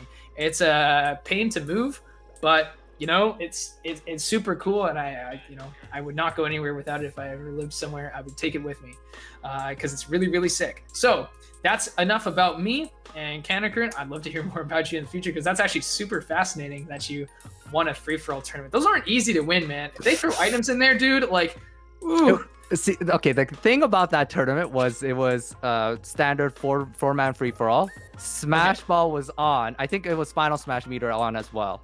but I think that was about it. And I remember I was playing Lucina, and I'm like, wait a minute, this is a 1 versus 1. This is free for all. And so I switched to Gaddon because his final smash is so good. It like covers basically the entire screen. And basically I just waited until my final smash meter was up. I'm like, it's a free, easy 3 kills. And I just ran with that till the end of the tournament. And I'm like, wow. And next thing you know, I got a medal in my hands. Yeah, that's crazy. That's actually sick. Was that for the pre-release, or is that on like the actual release? Like after officially released. Oh, after the official release. Okay, yeah. So cool. No, still very, very awesome though. And very good. Wow, good stuff. Now we're gonna go ahead and see Mafu and JoJo play off. So JoJo actually does want more Red Bull. I was memeing, but I guess that's, you know what? Go for it. Let's see it. And then here's Mafu from the OKSL. And they just recently played, but you know they were on fire, and let's see if they can keep that momentum going up against Toon Link here. Oh, for sure. This is definitely even footing now. Mafu is not against the world, thankfully now. It's just a standard 1 versus 1, but it's really anyone's set here in this 1 versus 1. Both of these very talented players already just going toe to toe. But JoJo kind of coming out on top with this projectile wars happening. Oh, the consistency from those bomb conversions. Maybe I am a Toon Link fan now after this. Maybe JoJo letting me see the light. I'm telling you, man, I don't think very highly of Toon Link myself, but when I watch JoJo, I second guess myself. I'm like, maybe this character isn't all that bad. You know, it's kind of wild. It's crazy how one player can change your opinion on a character. But yeah, things are looking super even here. Both these players are the ones that played quite well today, so I'm not surprised to see how close this match is. Oof. Okay, if you like kind of went for a back air after that, that would have been crazy here. Now, the one thing Mafu is looking out for is not to get upbeat, not to get back thrown, not to get hit by a bomb. Oh my god, catching the bomb. Ooh, a little scary. That's not going to do it. Ooh, and just like before, I think JoJo is pretty wary of the ledge trunks because Mafu has been doing them a lot to catch these stocks, but I think JoJo is very aware of those options and opts for those quick ledge options instead. But 183%, still not dead. Holding on to this stock. Oh, just the raw up special. That's going to do it for the first stock coming from Mafu. Oh, very, very good here. Oh, nice parry, but too far away to be able to get something like, you know, a mega upper or anything like that. You need to be a little bit closer for that kind of reward to pay off. Oh, just the mega upper, raw. That's what I like to see. That's going to do it for the first stock coming from JoJo. No. But, oh, what a clean conversion with all those projectiles. Oh man, JoJo kind of... I'm being converted as we speak. I just watch more and more of this, and I'm a believer. You're a believer of the Toon Link? Call me a believer now. Oh my god. Yeah, Toon Link kind of going off here, but Mafu putting on a little bit of that pressure, adding lemons to sort of what it does is it sort of nullifies the boomerang and all this other stuff. Those projectiles Toon Link throws aren't transcendent. They're not wolf lasers, so you can sort of like hit them with pellets to stop them. But even then, it's like we saw before against Necrotic. It's just so many projectiles being thrown at you at once, you just like actually just can't deal with it. Yeah. And even though Mega Man can do the same, it's really difficult when you both are having the same sort of like game conditions, right? And it clashes with each other, right? Nice, good forward air here. Gonna be here at the ledge. Oh, and Mafu knows that he's pretty hard for... No punish on the up smash. Okay, JoJo was just a tad bit too slow on the punish there. Forward tilt, not really as strong as the other links. I think Toon Link has a pretty weak forward tilt, it seems like, compared to the, at least the regular link. Yeah, but it's not that good. It is fast though, so you can boost tilt it and make it work for you, but still. So you're gonna make it work. Who's gonna make that work out? Nice. Nice double up air string there. It's going to send him off the top. Air shoot is going to be really, really good here. As Mafu's going to try to find a way to land. And even though they land, they're going to get hit by the bomb. And all these trades are not looking good for Mafu as they're already up to 42%. They need to do all. That was super cool. You see that? That drag down back air into a grab? Wow. Very cool. All right. Keeping it competitive. Both players at even stocks. Ooh. Those air shooters are scary, even at low percent. At risk of just getting that stock disappearing right in front of your eyes. A good bomb conversion as per usual. He's pretty much hit like 99% of those. Very good consistency coming from Jojo here. But finding himself off stage, very scary. Oh my goodness, that would have been actually crazy, but still, there's an up air. Tried to get another one in the forward air on the landing here. 107, but is got all the momentum. The slash ball almost gonna take it, but not enough. Jojo just gaining a few pounds just to barely live that. Oh, there it is. That is so good. That's a transcendent move right there. That forward smash is gonna like let it go right past the boomerang. It's gonna allow Mafu to take the first game. Maybe Jojo might not get more Red Bull. Who knows? They gotta play a lot harder if they're going to want a shot at even more Red Bull. But I think that was some of those action-packed play I've seen like today. We've had so many great games throughout the entire day from both crews, both in the crew battles and the 1v1. But that was the most tight I've ever seen. Like, that was actually super, super cool. And it's not even over yet. It's just the first game of the set. it's coming down to the last stretch because we're already halfway there. We have another 3 weeks left. Each group gets to play each other once more. And 1 point may not seem like a lot, especially winning these 1v1s, but when you're coming close to second place and like there are people who are tied for second place, it becomes like it matters a lot, even that one single point. So yeah. Definitely very tense for both of these players, I would assume, because there's quite a bit at stake here, and both players obviously playing phenomenally.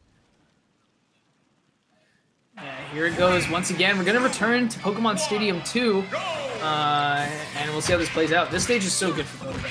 Honestly, we saw how it played out. And already, speaking of what's good, Jojo is already off to a phenomenal start here as Mafu struggles to find their first hit right now. Now, Jojo just with this immaculate projectile play. Oh my, Mafu does not know how to handle this pressure. Yeah, Jojo the Hobo is going off right now. There it is, nice. I like the lemons into the back air. That was gonna be really, really nice, but unfortunately there was nothing off of the drag down back air. Oh my goodness! Jojo the Hobo going off. That looks some Youngling stuff, man. Oh my goodness, and there's the uppy. Consistency, you get what you pay for, basically. You want an uppy that kills, pick two. That's actually what it's for. And now, unlike the last game, there's a dominant lead here, a full stock lead with percents that are even as well. Oh my gosh, crazy. Oh, yeah, and just Jojo had a very healthy full stock lead, and right now he's just tacking on the percent, and that's just furthering his lead. And right now, Jojo looking very clean, very solid in his game plan right now. I like the falling up air. That was pretty neat, nifty, but still. And it's just, look at this, Jojo the Hobo. Jojo makes it very scary for you to want to juggle him because he has the bomb in his hand and he can Z-drop or throw down, and then he can also just down air. So you're kind of underneath him, which being underneath people in Smash is like the best position usually because you juggle them with up airs and stuff. But against Jojo the Hobo, you second guess yourself. For sure. And right now, Mafu you kind of see it with the forward smash he just did right there. That should do it. Block, good. that was actually really, really cool. It's funny, his jab blocks are just with his pellets. But right now, I think this is okay, off stage. That's kind of scary. 123%. I think that one more bomb into forward there should be able to see the second stock. Nope. He's just as simple as no fair. Yeah, that's all you're gonna need here. Right now, this is looking to be a clean 2-0 in this best of 3 1v1 set. Is Jojo gonna win even more Red Bull? Was that the prime motivation he really needed? Just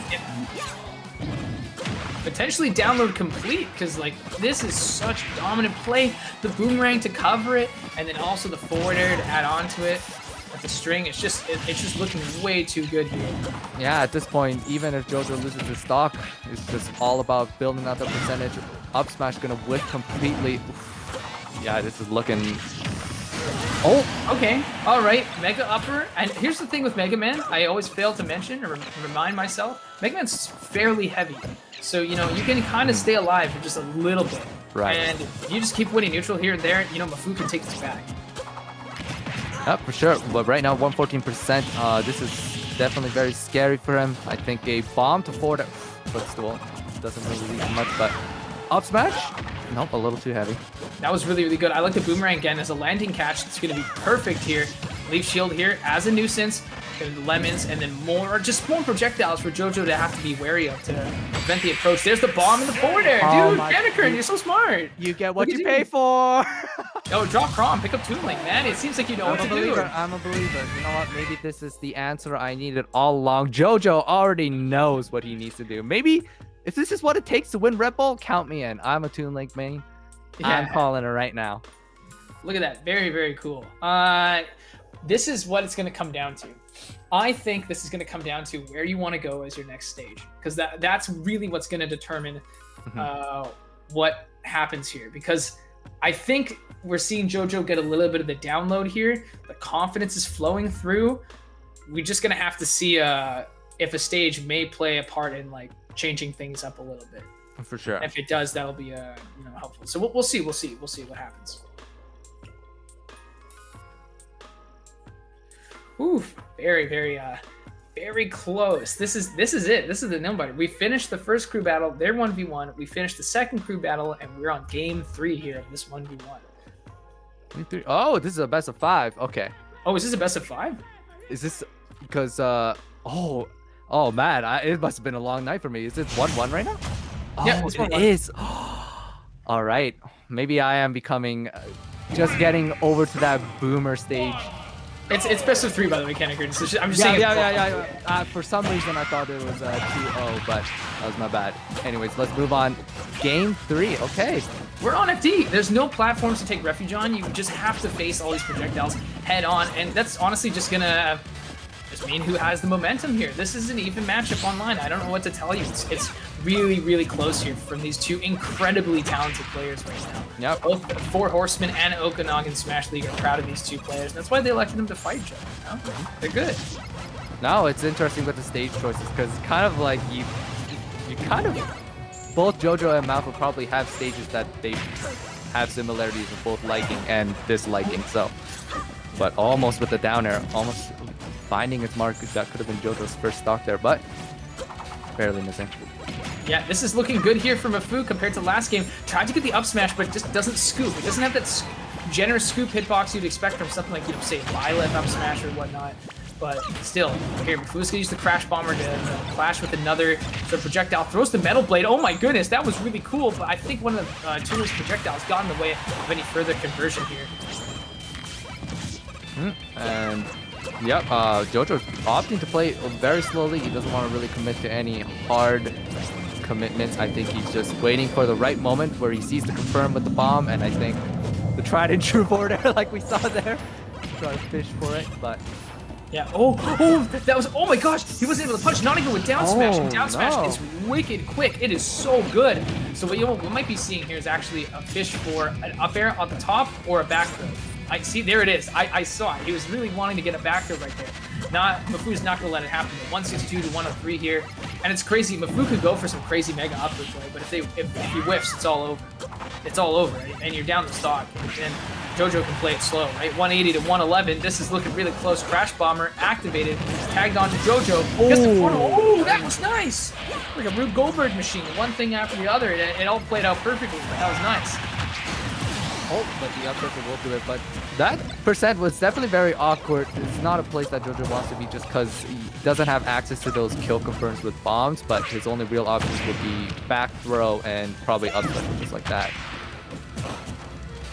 But no, both players back to neutral, just try. Mafu looks like he wants to really close in the distance. I think he knows that he's not going to win the mid-range war against JoJo's projectiles, but the air shooters. Yeah, there he goes. Nice. Good back here in the bomb. Oh my gosh, I thought we were going to see a little bit more, but I think there was a little bit of hesitance by Mafu. Understandable too, right? Knowing if that was going to convert or not, but still, nonetheless, that was really good. And that F tilt at such an awkward angle, but look at Mega Man's air drift. It's one of the best. It's honestly so good. Read the roll, but just had missed space right there. Barely whiffs the forward smash. Could have been Mafu's second stock, but was that an up smash? I don't know, but regardless, it's just one stock left, and JoJo already put on this 34%. Parries the boomerang here, but parrying projectiles while looking flashy doesn't really add much. But you know what does add much? It's that forward air deep off stage. All right.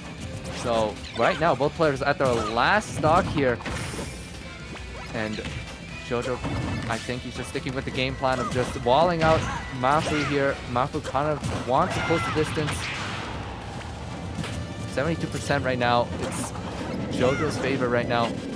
Mafu finding it very difficult to really get those hits that he needs in neutral. Finally getting something. Grab. Oh, he's getting punished for going for a conversion. He got off a down throw. That is not cool, man. That is rough here. 47, 103. These pellets are being a little bit of a nuisance here for JoJo, but if JoJo's not phased by it, it's going to be fine because honestly, the threat of that bomb is way scarier here. The bomb into the boomerang, 117. Look at the grab. You see that, Kanagrin? You see the grab come out? Yeah. You know he's fishing for that grab. There's a down tilt. That's actually usually, there it is. And that's going to do it. JoJo going to take it. That's more Red Bull for JoJo and more points for the Four Horsemen as they're going to earn themselves a point.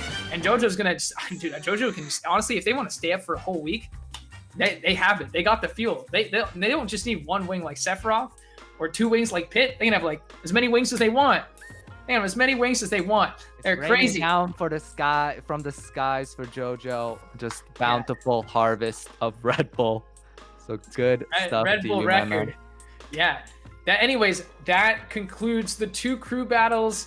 Once again, shout outs to the 4 crews and the players that play between the Forgotten Legends, Beast Mode Gaming, the Four Horsemen, and Okanagan Smash League. It was a pleasure to be able to cast your games, me and Kanakern here, casting them.